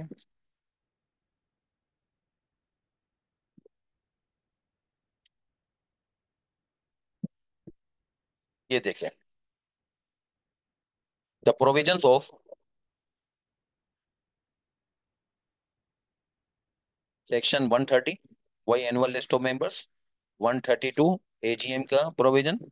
230, 220 से 239 जो कि बेसिकली ऑडिट, जो कि फाइनेंशियल स्टेटमेंट से मुतालिक हैं। और फिर ये वाला टुकड़ा ऑडिट और इन्वेस्टिगेशन से मुतालिक है। म्यूटेटिस म्यूटेंडिस, म्यूटेटिस म्यूटेंडिस का मतलब होता है with necessary changes, Latin term है, इसका मतलब होता है नेसेसरी चेंजेस। लिस्टेड कंपनी के ऊपर अप्लाई होंगे। कौन सी लिस्टेड कंपनीज? जो कि एस्टेब्लिश हुई हैं बाय एनी स्पेशल इनेकमेंट। अगर लिस्टेड ना हो तो फिर अप्लाई नहीं होगा। अब इसकी एग्जांपल क्या बताई मैंने? लाइक पीएनएससी,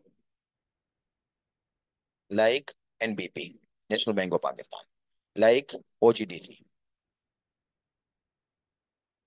अच्छा, अब कौन सी ऐसी हैं जो कि जो है वो लिस्टेड हैं, मगर जो कौन सी ऐसी हैं जो स्पेशल इनेकमेंट वाली हैं, मगर वो लिस्टेड ना होने की वजह से वो ज़रा भी कंपनीज एक्ट फॉलो नहीं करती, उसकी भी मैंने एग्जांपल बताई।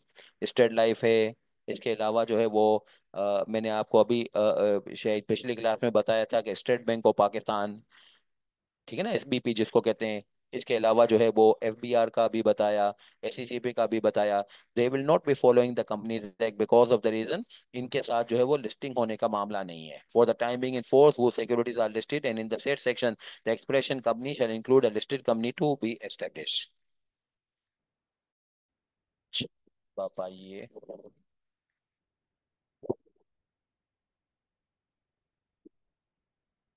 अच्छा अब अगली बात, डिमार्केशन। डिमार्केशन का मतलब होता है बाउंड्री लाइन खींच देना between federal legislative power and provincial legislative power. अच्छा, हमारे कॉन्स्टिट्यूशन के अंदर कानून साजी का जो पावर है वो फेडरेशन में और प्रोविंसेस में डिफाइन है। हमारे कॉन्स्टिट्यूशन के अंदर फोर्थ शेड्यूल में ये लिखा हुआ है, यानी कॉन्स्टिट्यूशन का फोर्थ शेड्यूल बता रहा हूँ, उसके अंदर ये लिखा हुआ है कि कौन से कानून फेडरल गवर्नमेंट बनाएगी, कौन से कानून जो है वो मुल्क में प्रोविंशियल गवर्नमेंट बनाएगी। अब जैसे मिसाल के तौर पे मुल्क में अगर लेबर से मुतालिक या एम्प्लॉय से मुतालिक, जिसको उर्फ आम में कहा जाता है कि एम्प्लॉयमेंट से मुतालिक कानून बनाना हो, तो ये पावर पीजी का है। PG stand for provincial government. और पीजी के पावर के तहत जो कानून बनता है उसको कहते हैं पीएलपी, प्रोविंशियल लेजिस्लेटिव पावर का कानून। अब इसी तरीके से मुल्क में अगर जो है वो बातचीत हो कि कानून बनेगा सेल टैक्स ऑन गुड्स का, सेल टैक्स गुड्स के ऊपर भी लगता है, सर्विसेज के ऊपर भी लगता है, तो सेल टैक्स ऑन गुड्स के ऊपर अगर जो है वो कानून बनेगा, तो ये किसके पावर में आता है? ये फेडरल गवर्नमेंट के पावर में आता है। F G stand for federal government. अच्छा, और फेडरल गवर्नमेंट के कानून को पुकारा जाता है F L P, federal legislative power का कानून। अब जो है वो फेडरल लेजिस्लेटिव पावर के कानून में क्या कुछ आता है, वो प्रोविंशियल लेजिस्लेटिव पावर के कानून में क्या कुछ आता है, इसकी डिटेल में तो हमें नहीं जाना, मगर बहरहाल आपके लिए जो मेन पॉइंट है वो ये है कि कंपनीज एक्ट जो है वो हमारा फेडरल लेजिस्लेटिव पावर का कानून है। ये प्रोविंशियल लेजिस्लेटिव पावर नहीं है, ये फेडरल लेजिस्लेटिव पावर है, जिसके तहत कंपनीज एक्ट के नाम से प्रोडक्ट आपके पास मौजूद है। अच्छा, अगली बात, प्रीएम्बल। जब भी कोई कानून पढ़ा जाए, उस कानून के अंदर सबसे पहले उसका प्रीएम्बल पढ़ा जाए। प्रीएम्बल जो है इब्तदाया होता है, ये आपको ये बताता है कि इस कानून को पढ़ने से आपको क्या मालूमात मिलेंगी। जैसे कुरान के अंदर भी हम पढ़ते हैं सूरह बकरा में, अलिफ लाम मीम ज़ालिकल किताबु ला रैब फीह हुदल लिल मुत्तकीन। कुरान में बहुत सारे मालूमात हैं, मगर मेन उसका मकसद ये है कि भाई जो है वो मुत्तकीन की हिदायत हो जाए, हुदल लिल मुत्तकीन।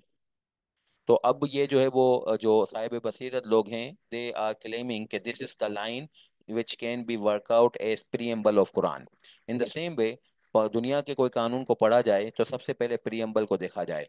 पाकिस्तान में या भारत पूरी दुनिया में हमने देखा कि पहले पेज के ऊपर जो है वो इटैलिक फॉन्ट के अंदर कुछ वर्डिंग लिखी हुई होती है, उसी को कहते हैं प्रीएम्बल। कंपनीज एक्ट के अंदर प्रीएम्बल ऐसे लिखा हुआ है कि ये एक एक्ट है। मैं एक सवाल ले लूं, किसी का सवाल आया है? सर, फिर डिफरेंट एरियाज में डिफरेंट टैक्स होता है, तो वो प्रोविंशियल गवर्नमेंट ने डिसाइड नहीं होते क्या? डिफरेंट एरियाज में डिफरेंट टैक्स होते हैं, हमजा, क्या वो फेडरल गवर्नमेंट का बनाया गया होता है? नहीं, डिफरेंट प्रोविंशियल गवर्नमेंट डिफरेंट जो है वो ज़ाहिर बात है टैक्स रेट लगाती हैं। जैसे सिंध के अंदर सर्विसेज के ऊपर सेल टैक्स जो है वो प्रोविंशियल गवर्नमेंट का कानून है, उसके अंदर 15% है। और जो है वो पंजाब के अंदर 16% है, पंजाब गवर्नमेंट ने 16 रखा हुआ है। तो बहरहाल ये प्रोविंशियल गवर्नमेंट के जो कानून होते हैं, आपका पॉइंट बिल्कुल सही है, इसके अंदर डिस्क्रिमिनेशन या जो है वो डिफरेंट जो है वो प्रोविजंस होते हैं डिफरेंट प्रोविंस के अंदर। मगर कंपनीज एक्ट के अंदर जो आपको पॉइंट समझाना है, चूंकि इस वक्त हम कॉर्पोरेट लॉ की क्लास ले रहे हैं, तो ज्यादा मुनासिब ये होगा कि कॉर्पोरेट लॉ की एग्जांपल दें। तो कंपनीज एक्ट आप सिंध में अप्लाई करो, पंजाब में अप्लाई करो, बलूचिस्तान में, खैबर पख्तूनख्वा में, कंपनीज एक्ट आपको हर जगह पे यकसा अप्लाई होता हुआ नजर आएगा, उसमें आपको ट्रीटमेंट में डिफरेंस नजर नहीं आएगा। मगर अगर आप सर्विसेज के ऊपर सेल टैक्स देखें, तो ये प्रोविंशियल लेजिस्लेटिव पावर की प्रोडक्ट है। इसी तरीके से मैंने अभी आपको एक लेजिस्लेटिव पावर की प्रोडक्ट है, तो सिंध में देखेंगे तो अलग है, पंजाब में देखेंगे तो अलग है। तो फेडरल कानून जो है ये बहरहाल जो है वो आसान होता है इस हद तक पढ़ने में कि उसके अंदर जो है वो यकसानियत होती है, पूरे मुल्क में कहीं पे भी अप्लाई करो। जी, ये सवाल का जवाब मैंने दे दिया। अब आइए प्रीएम्बल।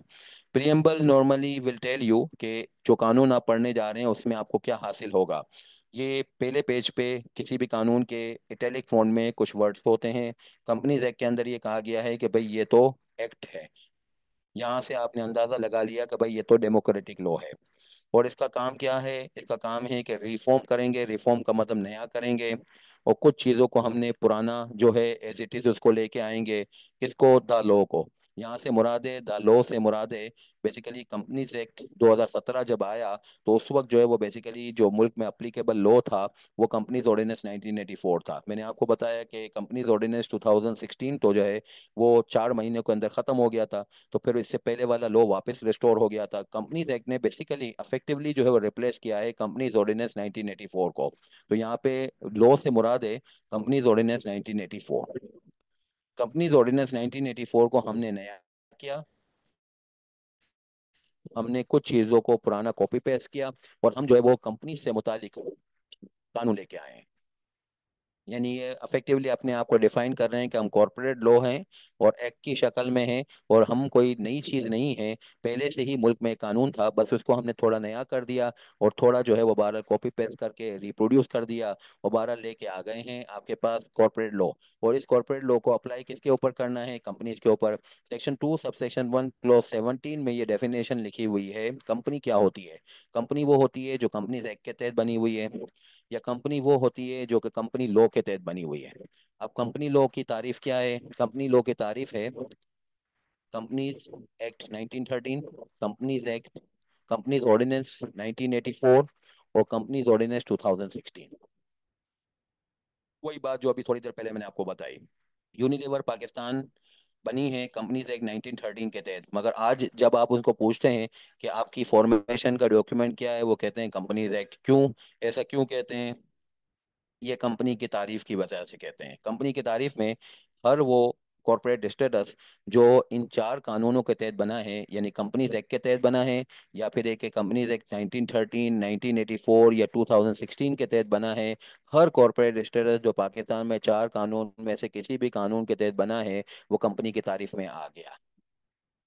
क्या मजीद आपकी तवज्जो इस बात के ऊपर कि जब एक कोई मुल्क में ऐसा कानून आ जाए कि जो कि पिछले कानूनों को ख़त्म करके अपनी जगह बना रहा हो, तो जो पिछला कानून ख़त्म होता है उसको हम कहते हैं रिपील लो, मतरूक लो, कलअदम लो।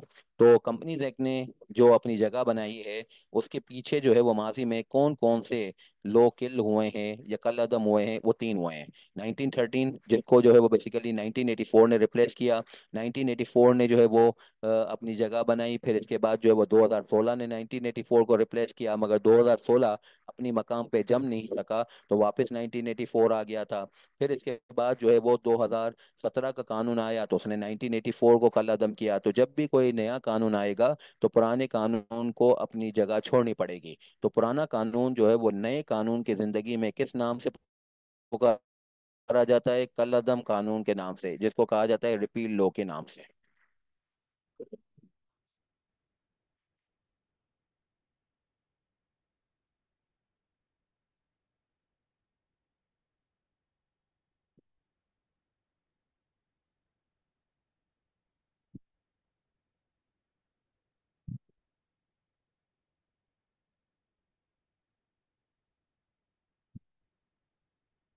अच्छा, अब अगली बात, applicability of act 2017 where separate governing institute are applicable. अच्छा, पाकिस्तान में अगर कंपनीज की फॉर्मेशन होगी, ये बात बहुत अच्छे तरीके से नोट कर लीजिएगा, कंपनीज की फॉर्मेशन अगर होगी तो वो लाजमी तौर पे या तो कंपनीज एक्ट के तहत होगी, या पार्लियामेंट का कोई सेपरेट लॉ बन रहा होगा, जैसे मैंने अभी example the state bank of Pakistan act 1956 या एफबीआर एक्ट 2007 या एचसीसीपी एक्ट 1997। या फिर ये कि जो है वो फॉरेन लॉ होगा, जैसे कि आईबीएम की एग्जांपल दी, जैसे कि ईएनआई है, जैसे कि सिटी बैंक है। इसके अलावा कोई चौथा कानून पाकिस्तान में नहीं हो सकता है जो किसी कंपनी की पैदाइश करे। तो फिर ये बैंकिंग ऑर्डिनेंस और ये जो सीडीसी लॉ और फिर ये जो इंश्योरेंस ऑर्डिनेंस है, ये क्या है? ये बेसिकली गवर्निंग लॉ हैं। गवर्निंग का मतलब ये कि फॉर्मेशन तो नहीं देते ये इन कंपनियों को, मगर उसको चलाने में मदद देते हैं। चलाने में मदद देते हैं क्या मतलब? अब जैसे एक बैंक है, तो बैंक की जिंदगी में बैंकिंग ऑर्डिनेंस तो अप्लाई होगा ही होगा। बैंक को चलाने के लिए कंपनीज एक्ट भी अप्लाई होता है, क्योंकि बनी बहरहाल वो कंपनीज एक्ट के तहत है। जैसे अस्करी बैंक है, कंपनीज एक्ट के तहत बनी है। कंपनीज एक्ट बनने के नतीजे में कंपनीज एक्ट तो इसके ऊपर अप्लाई होगा। अब इसके साथ साथ चूंकि ये बैंक है तो इसके ऊपर गवर्निंग लॉ यानी बैंकिंग ऑर्डिनेंस भी अप्लाई होगा। बाज़ अवत दोनों में तजाद आ जाता है। आ भी जाएगा। बनाने वाले लोग अलग हैं, कानून बनाने वाले लोग अलग हैं, लोगों की मेंटेलिटी अलग है। जो बैंकिंग के जो लोग होते हैं उनका हिसाब किताब अलग होता है, और जो नॉन बैंकिंग के लोग हैं उनकी ज़िंदगी के दायरा कार, उनके टारगेट्स अलग होते हैं। तो बनाने वाले लोग अलग हैं, मजीद ये के टाइमिंग्स अलग अलग हैं। बैंकिंग ऑर्डिनेंस 1962 में बना है, कंपनीज एक्ट 2017 में बना है, तजाद आ गया। फिर क्या करें? तो कंपनीज एक्ट ने section number 505 sub section number 1 के तहत इस बात को आसान कर दिया। कंपनीज एक्ट जो है ये स्पेशल गवर्निंग वाली जो कंपनियां होती हैं उसमें उस हद तक अप्लाई होगा जिस हद तक सेपरेट लॉ में से टकराव ना हो। यानी अगर कोई प्रोविजन ऐसा है जो सेपरेट एक्ट में अलग लिखा हुआ है, कंपनीज एक्ट में अलग लिखा हुआ है, तो फिर आप सेपरेट लॉ को ही फॉलो कर लीजिए, कंपनीज एक्ट को छोड़ दीजिएगा। मगर अगर ऐसी कोई बात लिखी हुई है कि भाई जो है वो जो कंपनीज एक्ट में लिखी हुई है और सेपरेट लॉ में भी ऐसी ही लिखी हुई है, तो फिर आप दोनों में से जहां भी अप्लाई कर लीजिए, कोई फर्क नहीं पड़ता। या फिर ये हुआ कि कोई ऐसी बात है जो कि सेपरेट लॉ में लिखी नहीं हुई और कंपनीज एक्ट में लिखी हुई है, तो फिर उस सूरत हाल में आप जो है वो कंपनीज एक्ट की जो है वो बातचीत फॉलो कर लीजिएगा। अब जैसे कि मिसाल के तौर पे books of accounts registered office में होनी चाहिए, ये कंपनीज एक्ट के सेक्शन 220 में लिखा हुआ है। रजिस्टर्ड ऑफिस आपको मालूम होगा, हर कंपनी को इनकॉर्पोरेशन के 30 दिनों के अंदर अंदर रजिस्ट्रार को नोटिफाई करना होता है, एक ऑफिस सेक्शन 21 की रूल है कि भाई ये हमारा रजिस्टर्ड ऑफिस है। तो रजिस्टर्ड ऑफिस के जो मुख्तलिफ काम है उसमें एक काम ये भी है कि वहाँ पे बुक्स ऑफ अकाउंट्स मेंटेन करनी है। अब बुक्स ऑफ अकाउंट जो है वो रजिस्टर्ड ऑफिस में मेंटेन करनी है, कंपनीज एक्ट के 220 में लिखा हुआ है। बैंक को जब देखते हैं तो बैंकिंग ऑर्डिनेंस में लिखा ही नहीं हुआ कहीं कि भाई रजिस्टर्ड ऑफिस पे बुक्स ऑफ अकाउंट्स होनी चाहिए। तो अब क्या करें? अब ये करेंगे कंपनीज एक्ट फॉलो कर लें।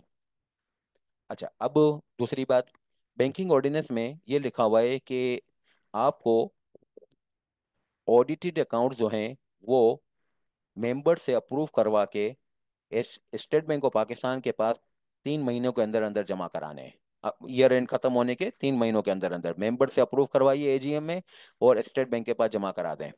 अच्छा, कंपनीज एक्ट में ये लिखा हुआ है सेक्शन नंबर 132 के अंदर कि आपको जो है वो एजीएम साल खत्म होने के 120 दिनों के अंदर करानी है। अब अगर आप 120 दिनों में एजीएम कराने जाते हैं तो उस सूरत हाल में 3 महीने के अंदर अंदर एजीएम से मंजूर शुदा फाइनेंशियल स्टेटमेंट स्टेट बैंक के पास कैसे जमा कराएंगे? तो इस केस में आप कंपनीज एक्ट को छोड़ दीजिएगा और बैंकिंग ऑर्डिनेंस को फॉलो कर लीजिएगा। बैंकिंग ऑर्डिनेंस जो है वहाँ पे प्रिवेल कर जाएगा जहाँ पे कंपनीज एक्ट में कोई बात लिखी हुई ना हो, या फिर एक कंपनीज एक्ट में कोई बात लिखी हुई हो मगर बैंकिंग ऑर्डिनेंस से टकराव आ रहा है। बाकी कुछ बातें ऐसी हैं कि जो कंपनीज एक्ट में और बैंकिंग ऑर्डिनेंस में यकसा तौर पे लिखी हुई है, तो वो दोनों जगहों पे से कहीं पे भी फॉलो कर लीजिए। या कुछ बातें ऐसी जो बैंकिंग ऑर्डिनेंस के अंदर लिखी हुई नहीं है, तो फिर वो कंपनीज एक्ट के तहत फॉलो कर लीजिएगा। तो कंपनीज एक्ट भी अप्लाई होगा और जो है वो सेपरेट इनेकमेंट भी अप्लाई होगा, मगर जहाँ पे टकराव होगा तो फिर उस सूरत हाल में क्या होगा, टकराव में सेपरेट गवर्निंग इंस्टीट्यूट जो है वो जीत जाएगा। अच्छा, अब ये सेक्शन भी मैं आपको जरा बता दूं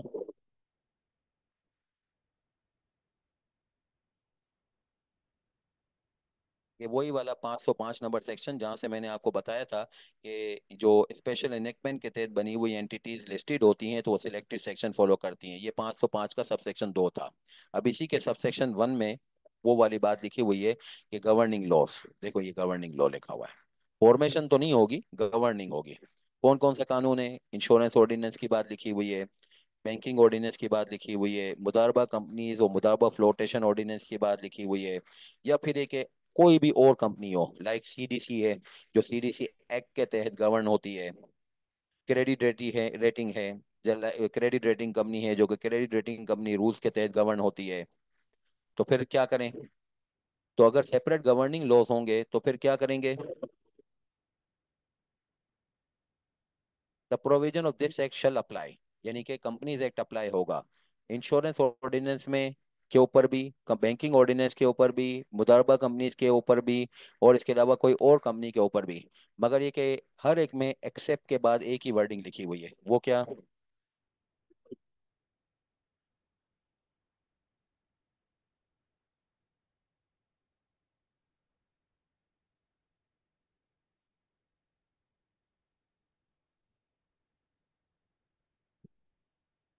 कि जहाँ पे इनकंसिस्टेंसी हो कंपनीज एक्ट को अप्लाई करने की वजह से, so far as the said provisions are inconsistent, with the provisions of insurance ordinance. कौन से प्रोविजन इनकंसिस्टेंट है? कंपनीज एक्ट के। तो कंपनीज एक्ट के प्रोविजंस अप्लाई कीजिएगा, इंश्योरेंस ऑर्डिनेंस भी अप्लाई कीजिएगा, मगर जहाँ पे इनकंसिस्टेंसी आ जाए कंपनीज एक्ट को अप्लाई करने की वजह से, क्योंकि इंश्योरेंस ऑर्डिनेंस, बैंकिंग ऑर्डिनेंस या मुदारबा ऑर्डिनेंस या कोई और गवर्निंग इंस्टीट्यूट के अंदर जो है वो कुछ और लिखा हुआ हो, तो फिर आप जो है वो ये वाली बात को यानी कंपनीज एक्ट की बात को छोड़ दीजिएगा और गवर्निंग लॉ को जो है वो फॉलो कीजिएगा। यानी कि गवर्निंग लॉ जो है वो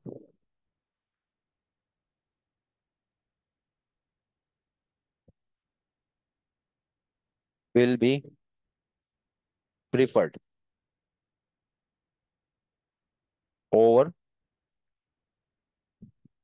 कंपनीज एक्ट 2017 और इनकंसिस्टेंसीज। कंपनीज एक्ट ये नहीं कहता कि हमें अप्लाई ना करना, हमें अप्लाई तो करना, मगर जहां पे एक टकराव आ जाए तो फिर उस सूरत हाल में गवर्निंग लॉ की प्रेफरेंस होगी।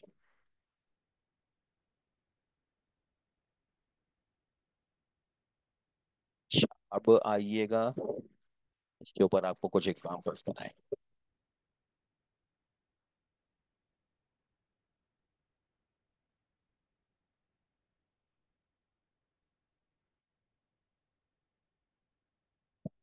Section 35 sub section number 2 banking ordinance का, उसके अंदर ये लिखा हुआ है, an auditor of a banking company shall hold office for a period of 3 years. आपको ये मालूम तो होगा कि एजीएम के अंदर ऑडिटर्स की अपॉइंटमेंट होती है, बैंक में भी ऐसा ही होता है कि एजीएम के अंदर ऑडिटर्स की अपॉइंटमेंट होती है मेंबर से। मगर ये कि बहरहाल बैंक में ये पाबंदी होती है कि मेंबर्स जो है वो सेम ऑडिटर को हर साल रीअपॉइंट कर लें। कितने साल के लिए? 3 साल के लिए। अगर 3 साल से पहले इनको सेम ऑडिटर को कंटिन्यू नहीं रखना और किसी और को लाना है तो मना नहीं है, मगर उसमें ये होगा कि आपको जो है वो स्टेट बैंक से पहले अप्रूवल लेनी पड़ती है। यानी कि अगर मिसाल के तौर पे 2024 में एएफएफ अपॉइंट हुआ किसी बैंक के लिए, तो 2024 में एजीएम में अपॉइंट हुआ होगा, 2025 की एजीएम में भी हम इसको रीअपॉइंट कर लेंगे, 2026 की एजीएम में भी इसको रीअपॉइंट कर लेंगे। 2024 की एजीएम में अपॉइंट किया तो 2025 का ऑडिट कर रहा है ये। 2026, 2027। अब 2027 के बाद 2028 में भी आप इसको रखना चाहते हैं, कोई हर्ज नहीं है। मगर एक 2027 से पहले 2026 में आप सोच रहे हैं कि नहीं, इसकी जगह पे मैं किसी और को ले आऊं, यानी एजीएम में जब रीअपॉइंटमेंट हो रहा है उस वक्त जो है वो बहरहाल एक फिजा छिड़ गई कि इसको केपीएमजी को लाना चाहिए, यूसुफ आदिल को लाना चाहिए, एएफएफ को नहीं रखना चाहिए। तो फिर इस केस में ये होगा कि 3 साल से पहले जो है अगर आप सेम ऑडिटर को जो है वो कंटिन्यू नहीं रख रहे बैंक के केस में, तो आपको जो है वो स्टेट बैंक की अप्रूवल लेनी चाहिए। अब कंपनीज एक्ट में तो ये लिखा हुआ है कि आप जो है वो हर साल चेंज करते रहें, कोई 3 साल की रिटेंशन की रिक्वायरमेंट नहीं है। तो आप क्या करें? Under section 36 of the banking ordinance ये एक मसला आ गया। दूसरा मसला, 36 of section section 36 of banking ordinance में ये लिखा हुआ है कि 3 महीने के अंदर अंदर आप annual audited financial statement AGM में अप्रूव करवाइए और जमा करा दीजिए, किसके पास? स्टेट बैंक के पास। मगर कंपनीज एक्ट में तो 223 नंबर सेक्शन में लिखा हुआ है कि 120 दिनों के अंदर एजीएम में अप्रूव करवाना है, जो कि तकरीबन कमो बेश 4 महीने बन जाते हैं।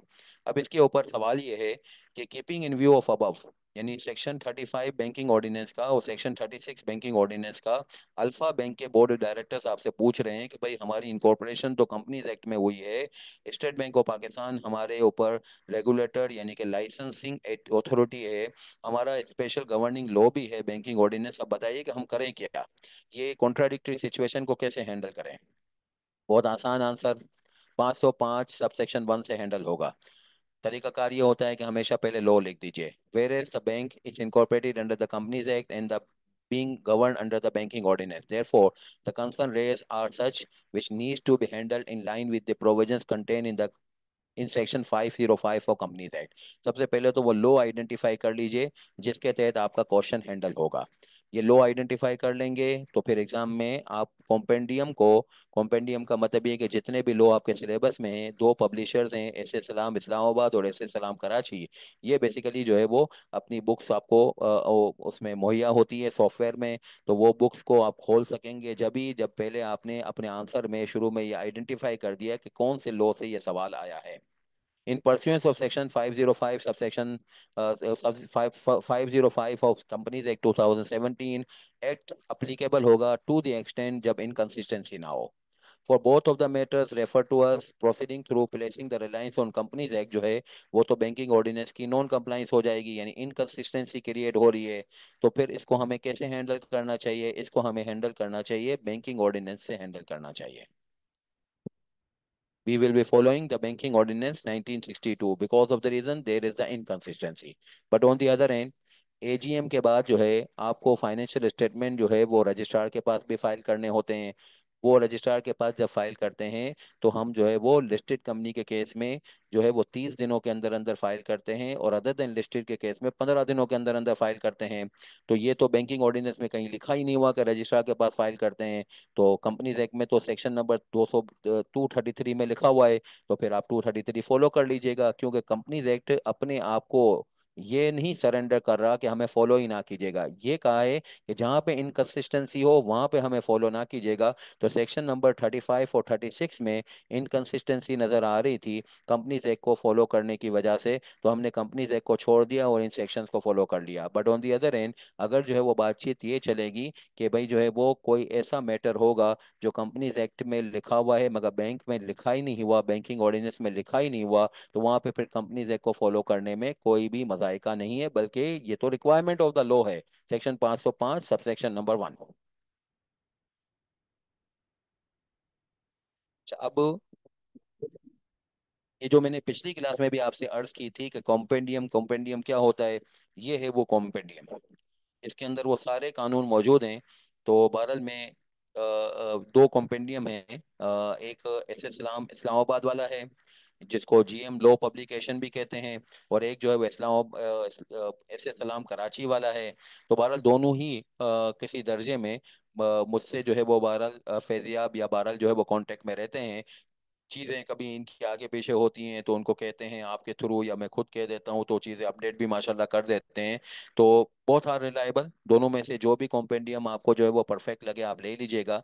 सॉफ्ट कॉपी बहरहाल जो है वो आपके पोर्टल पे भी मौजूद है। अगर आप हार्ड फॉर्म में नहीं लेना चाहते तो ना लीजिए, सॉफ्ट फॉर्म में जो है वो आपके पास मौजूद है, उसी से पढ़ लीजिएगा।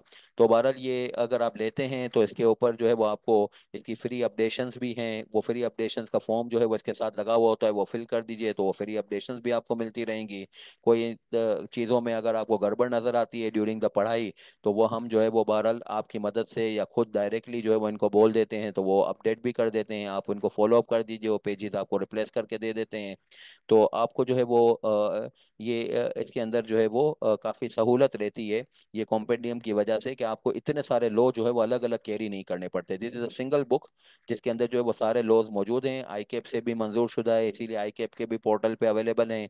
और हमने भी बहरहाल इसको किसी दर्जे में मंजूर किया हुआ है, जब भी हमारे भी पोर्टल पे बहरहाल ये आपको मिल जाएगा। अच्छा, मजीद ये बात के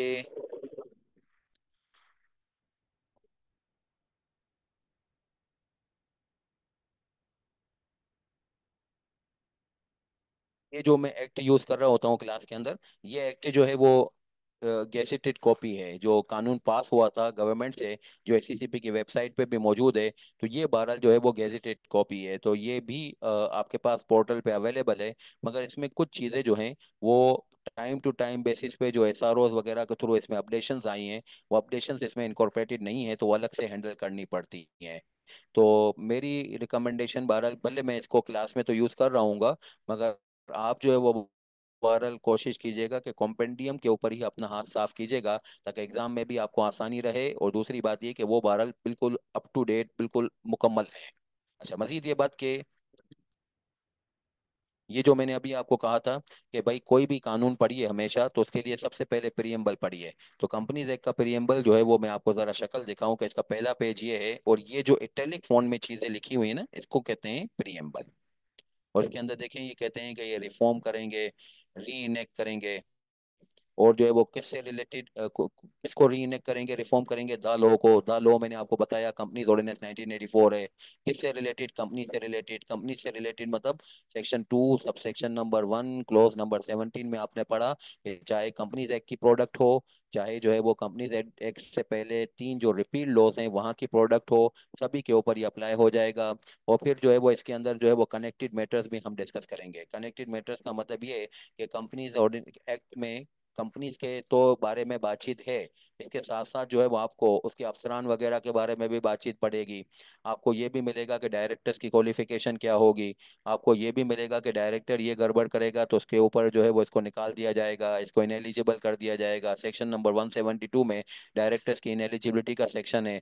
तो भाई हमने तो ये सुना था कि भाई कंपनीज एक्ट में कंपनियों की जिंदगी गुजारने की कहानियां हैं, तो ये डायरेक्टर्स की जिंदगी गुजारने की कहानियां कहाँ से आ गई। तो कंपनीज एक्ट ने शुरू से ही आपको बता दिया कि हम जो है वो कंपनी से मुतालिक तो बातें करेंगे, और इसके कंपनी की जिंदगी से मुतालिक जो एंसिलरी और कनेक्टेड मैटर्स होंगे, यानी कि इससे जो है वो मुंसलिक मैटर्स होंगे, उसको भी साथ साथ जो है वो हम बहरहाल फॉलो करेंगे। अच्छा, अब इसके सेक्शन नंबर 1 पे जरा आ जाते हैं। सेक्शन नंबर 1 ये कहता है कि short title extend and commencement. Pakistan का कोई भी कानून आप पढ़ेंगे इंशाल्लाह, तो हर कानून में जो है वो पहले सेक्शन में यही हेडिंग होती है, short title extend and commencement. Short title का मतलब ये है कि इसका नाम क्या है, कंपनीज एक्ट 2017 है। एक्सटेंड ये कहाँ तक अप्लाई होता है, ये पूरे पाकिस्तान में अप्लाई होता है। अच्छा, अब पाकिस्तान का मतलब क्या होता है, excluding territories of Azad Jammu and Kashmir and GB, Gilgit Baltistan. Pakistan में कॉन्स्टिट्यूशन के अंदर ये लिखा हुआ है आर्टिकल नंबर 1 में और आर्टिकल नंबर 246 में, constitution of Islamic Republic of Pakistan में, कि पाकिस्तान की डेफिनेशन क्या है किसी भी कानून के लिए। जब भी कोई कानून पढ़ा जाए तो ये लिखा होता है कि पूरे पाकिस्तान में अप्लाई होगा। तो जो पाकिस्तान का नक्शा है उसमें जो भी इलाके आ रहे हैं सब जगहों पे अप्लाई होगा, नहीं। उसके अंदर जो है वो कॉन्स्टिट्यूशन के अंदर से जाके पाकिस्तान की डेफिनेशन देखिए। पाकिस्तान की डेफिनेशन जब हम कॉन्स्टिट्यूशन में देखते हैं तो उसमें पूरे पाकिस्तान का चप्पा चप्पा बहरहाल जो है वो शामिल है, सिवाय दो इलाकों के, आज़ाद जम्मू एंड कश्मीर और गिलगित बल्तिस्तान। ये हमारी एडमिनिस्ट्रेटिव स्टेट्स तो हैं, मगर हमारी जो है वो इनके ऊपर कानून साजी का इख्तियार नहीं है। क्यों नहीं है, बहरहाल वो लॉ के स्टूडेंट्स वगैरह पढ़ते रहते हैं, यानी जो लेजिस्लेटिव लॉ वगैरह पढ़ते हैं, आपके लिए इतनी दर्द सर नहीं है। बस आप ये याद रखिएगा कि पाकिस्तान के चप्पे चप्पे के ऊपर कंपनीज एक्ट अप्लाई करूंगा, मगर आज़ाद जम्मू एंड कश्मीर या गिलगित बल्तिस्तान के ऊपर अप्लाई नहीं करूंगा। अब आज़ाद जम्मू एंड कश्मीर में अगर कोई कंपनी बनती है तो उसके लिए आज़ाद जम्मू एंड कश्मीर के पार्लियामेंट ने अलग से जो है वो कोई कंपनीज एक्ट बनाया हुआ है, वो कंपनीज एक्ट को ही छापा हुआ है, हमारे वाले को ही। मगर बहरहाल जो है वो वहाँ पे उसके ऊपर टाइटल जो है आज़ाद जम्मू एंड कश्मीर का नजर आता है। आज़ाद जम्मू एंड कश्मीर की कॉर्पोरेट लॉ अथॉरिटी भी अलग है, वहाँ पे एसीसीपी नहीं है, वहाँ पे कॉर्पोरेट लॉ अथॉरिटी है। गिलगित बल्तिस्तान में ना कंपनियां हैं ना कोई सच काम हो रहा है, तो वो अभी तक जो है वो खला में है। कभी जो है वो जिंदगी में आगे तरक्की हुई तो गिलगित बल्तिस्तान के लिए भी शायद कोई अलग कानून वगैरह बन जाए। मगर गिलगित बल्तिस्तान तो इस वक्त बहरहाल कोई टूरिस्ट प्लेस तो है, कोई जो है वो स्ट्रेटेजिक पॉइंट तो है, मगर ये कि बहरहाल वहाँ पे बिजनेस हब नहीं है। तो गिलगित बल्तिस्तान भी पाकिस्तान के अंदर शामिल होने के बावजूद भी हमारी इन्फोर्सिंग स्टेट नहीं है, वहाँ पे भी हमारा कोई भी कानून अप्लाई नहीं होता है, और हम कंपनीज एक्ट भी अप्लाई नहीं करेंगे। अच्छा, अगली बात, ये एक्ट जो है वो एडवांस आया है। एडवांस जो है वो मैंने क्या कहा था अभी आपसे थोड़ी देर पहले बात की थी, इन्फोर्समेंट एडवांस है ये। पूरा कानून एक दिन पे आया, और वो को दिन कौन सा था वो भी मैंने अभी आपको बताया, 30 मई 2017 पे।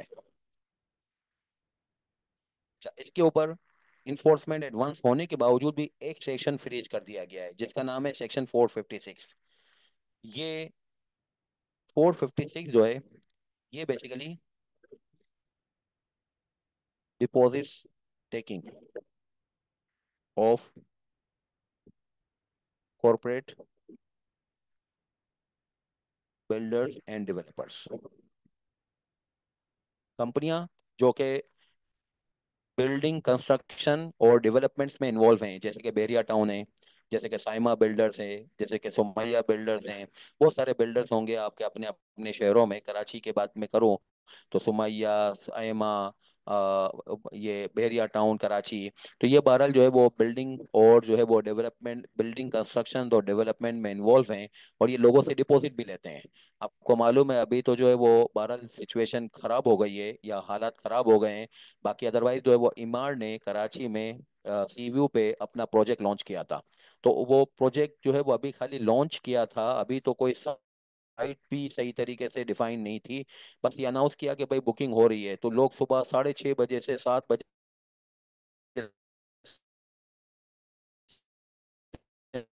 वहाँ पहुंच गए थे। 2-3 कभी यही हुआ कि बेरिया टाउन ने तो अभी अनाउंस किया था कि हम बेरिया टाउन लॉन्च कर रहे हैं, लोगों ने बैंकों से एप्लीकेशनें ली और सुबह लाइनों में लग के खड़े हुए हैं, और फिर उसके ऊपर जो है वो ब्लैक में जो है वो एप्लीकेशनें बिक रही हैं वगैरह वगैरह, क्या कुछ नहीं हुआ था। तो अक्सर व बेशतर बिल्डिंग्स और डेवलपमेंट्स के जो प्रोजेक्ट्स और कंपनियां होती हैं, ये लोग क्या करते हैं, लोगों से एडवांस में पैसे ले लेते हैं, और इसको जो है वो बहरहाल डिपॉजिट्स कहते हैं। और फिर इसके ऊपर बहुत सारे खुराफात भी होते हैं, यानी बाज़ औक़ात वो प्रोजेक्ट वाले भाग जाते हैं वगैरह वगैरह। तो बेरिया टाउन कराची में भी यही मसला हुआ है कि ऐसी ज़मीन जो है वो बेच दी गई जो कि बेसिकली इनको अलाउड ही नहीं हुई थी, जो इनकी ज़मीन नहीं थी वो भी बेच डाली उन्होंने। तो ये सारी चीज़ों के ऊपर जो है वो बहुत सारे स्कैंडल्स हुए, तो इसके ऊपर सेक्शन 456 लाया गया, जिसके अंदर एसईसीपी ने अपनी कुछ रेगुलेटरी हिकमत अमली तय की कि जब ये जो बिल्डर्स और डेवलपर्स लोगों से डिपॉजिट्स लें तो हम इनके ऊपर कुछ नज़र रखें, कुछ रिपोर्टिंग जो है वो लाइन डिफाइन करें। मगर ये कि ये बहरहाल इतने शातिर हैं कि इन्होंने इस सेक्शन को फ्रीज करा दिया है। सेक्शन 456 जो बिल्डिंग प्रोजेक्ट्स और डेवलपमेंट प्रोजेक्ट्स के ऊपर डिपॉजिट टेकिंग को रेगुलेट करता है, ये सेक्शन होने के बावजूद भी आज भी अप्लाई नहीं होगा। और उसकी दलील कहाँ से मिलती है? सेक्शन नंबर 1 से मिलती है कि ये अप्लीकेबल नहीं होगा। तो जैसी मर्जी है आप करते रहिए फॉर द टाइमिंग, आपने अपनी लॉबी को इस्तेमाल किया और आपने इस सेक्शन को फ्रीज कर दिया, तो फिर आएगा कब ये? इसमें इन्होंने कहा है कि ये आएगा उस दिन जब कोई फेडरल गवर्नमेंट या कोई फेडरल गवर्नमेंट की अथॉरिटी या कोई और शख्स, यानी शायद चीफ ऑफ आर्मी स्टाफ कह दें, उन्होंने जो है वो इसके ऊपर कोई एसआरओ वगैरह जारी करना है, और इसकी बेस पे बहरहाल ये सेक्शन इन्फोर्स होगा। ये 2017 में हमसे वादा किया गया, 8 साल हो गए, मगर ये बिल्डर्स की और डेवलपर्स की लॉबी इतनी स्ट्रांग है कि 8 साल में ये एसआरओ जारी नहीं होने दिया। आज भी बहरहाल जो है वो बिल्डर्स और डेवलपर्स जो हैं आवाम के पैसे से बहरहाल जो है वो खुर्द बुर्द कर रहे हैं। 10-10 साल, 15-15 साल तक प्रोजेक्ट डिले हो रहे होते हैं। बाज़ औक़ात तो लोग पैसे ले लेके, बिल्डर्स और डेवलपर्स जो है वो पैसे ले लेके लोगों के भाग गए। बहुत सारे प्रोजेक्ट्स ऐसे हैं, कराची में भी ऐसे प्रोजेक्ट्स हैं, दूसरे शहरों में भी हैं। तो इनके ऊपर मनमानी की जो इनकी जो है वो कहानी चल रही है, वो इस ग्राउंड के ऊपर चल रही है कि इनका जो रेगुलेटरी सेटअप है वो बेसिकली 456 है, जो आज फ्रीज पड़ा हुआ है। हालांकि एडवांस होने के बावजूद भी बहरहाल ये फ्रीज पड़ा हुआ है, और 8 साल से ये वादा है कि ये कानून आने वाला है, मगर ये कि बहरहाल अभी तक ये कानून नहीं आ पाया। अच्छा, फिर मैंने आज आपको जो डेफिनेशंस पढ़ाई हैं, उस डेफिनेशंस को ज़रा मैं एक्ट में से दिखा दूं। सेक्शन नंबर 2 जो है वो पूरा का पूरा डेफिनेशंस का है। अब ये एक साथ डेफिनेशंस नहीं पढ़ी जा सकती, जब जब जो है वो जहाँ जहाँ डेफिनेशन की जो ज़रूरत पड़ेगी उसको बहरहाल जो है वो मैं आपसे डिस्कस करता रहूंगा। आज की क्लास में मैंने आप लोगों से कंपनी की डेफिनेशन डिस्कस की, बिकॉज के कंपनी जब तक नहीं होगी, कंपनीज एक्ट कैसे अप्लाई करेंगे? तो कंपनी के डेफिनेशन के अंदर section 2 subsection number 1 close number 17 के तहत ये कहा गया कि कंपनी वो होती है जो कि कंपनीज एक्ट के तहत रजिस्टर्ड होती है या कंपनी लॉ के तहत बनी हुई है। और कंपनी लॉ बिल्कुल इसके नीचे आ रहा है। इसका मतलब है कि 2013, 2000 1913 वाला कानून, या फिर एक 1984 वाला कानून, या फिर एक 2016 वाला कानून, और इन तमाम कानूनों को आज के दिन जो है वो कहा जाता है कि ये रिपील लॉ है।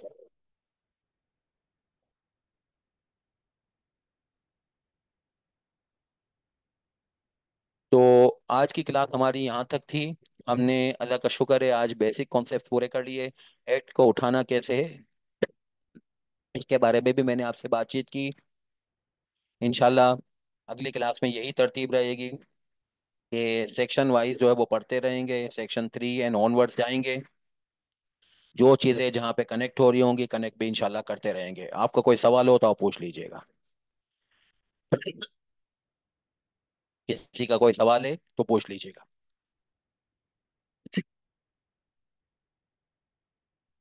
वो should be the study style.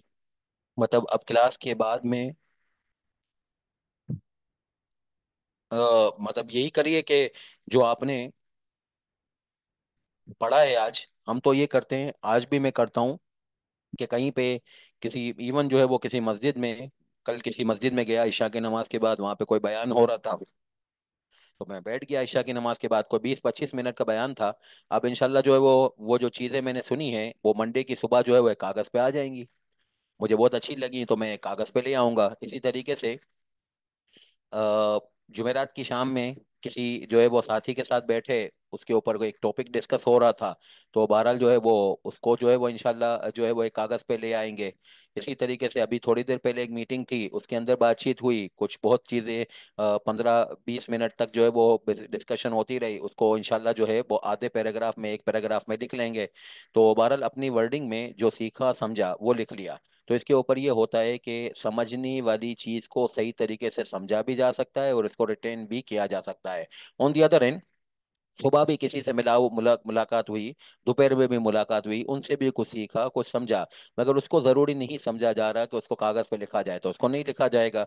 In the same वे जो आपने मुझसे सुना, आपने बहुत सारी बातें आज मुझसे सुनी, आपके मयार के ऊपर कुछ ऐसी चीजें आती हैं कि यार इसको तो अच्छे तरीके से लिख लेना चाहिए, तो अपने अल्फाजों में लिखिए, अपने पॉइंट्स में लिखिए, कोई नोट्स बनाइए जबरदस्त किस्म के, और फिर इसको देखेंगे तो आपको खुशी भी होगी, आपको याद भी हो जाएगा, आपकी अंडरस्टैंडिंग और अच्छे तरीके से डेवलप होगी। जब आप लिखते हैं तो आपका जो है वो सारे जो बेसिकली एहसासात हैं और आपकी सारी एनर्जी है वो सारी इस्तेमाल हो जाती है। हाथ भी इस्तेमाल हो रहा है, आंखें भी इस्तेमाल हो रही है, दिमाग भी इस्तेमाल होता है, पूरा बॉडी सर्कुलेशन जो है वो मूव हो जाता है। मगर खाली सुनते हैं तो खाली कान इस्तेमाल हो रहा है।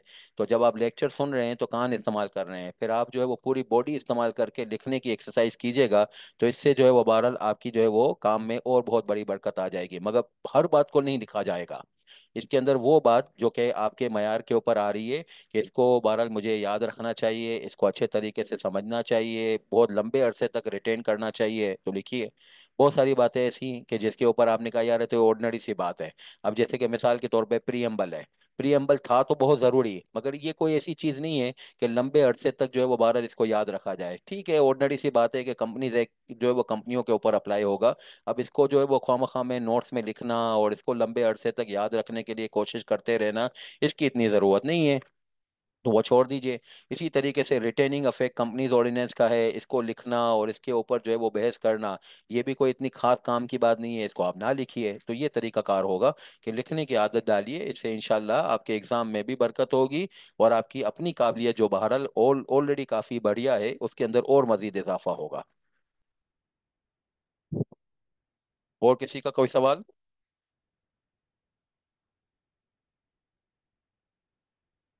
नहीं है, चले इंशाल्लाह मैं अगली क्लास में आपसे मुलाकात करता हूँ। अल्लाह हाफिज।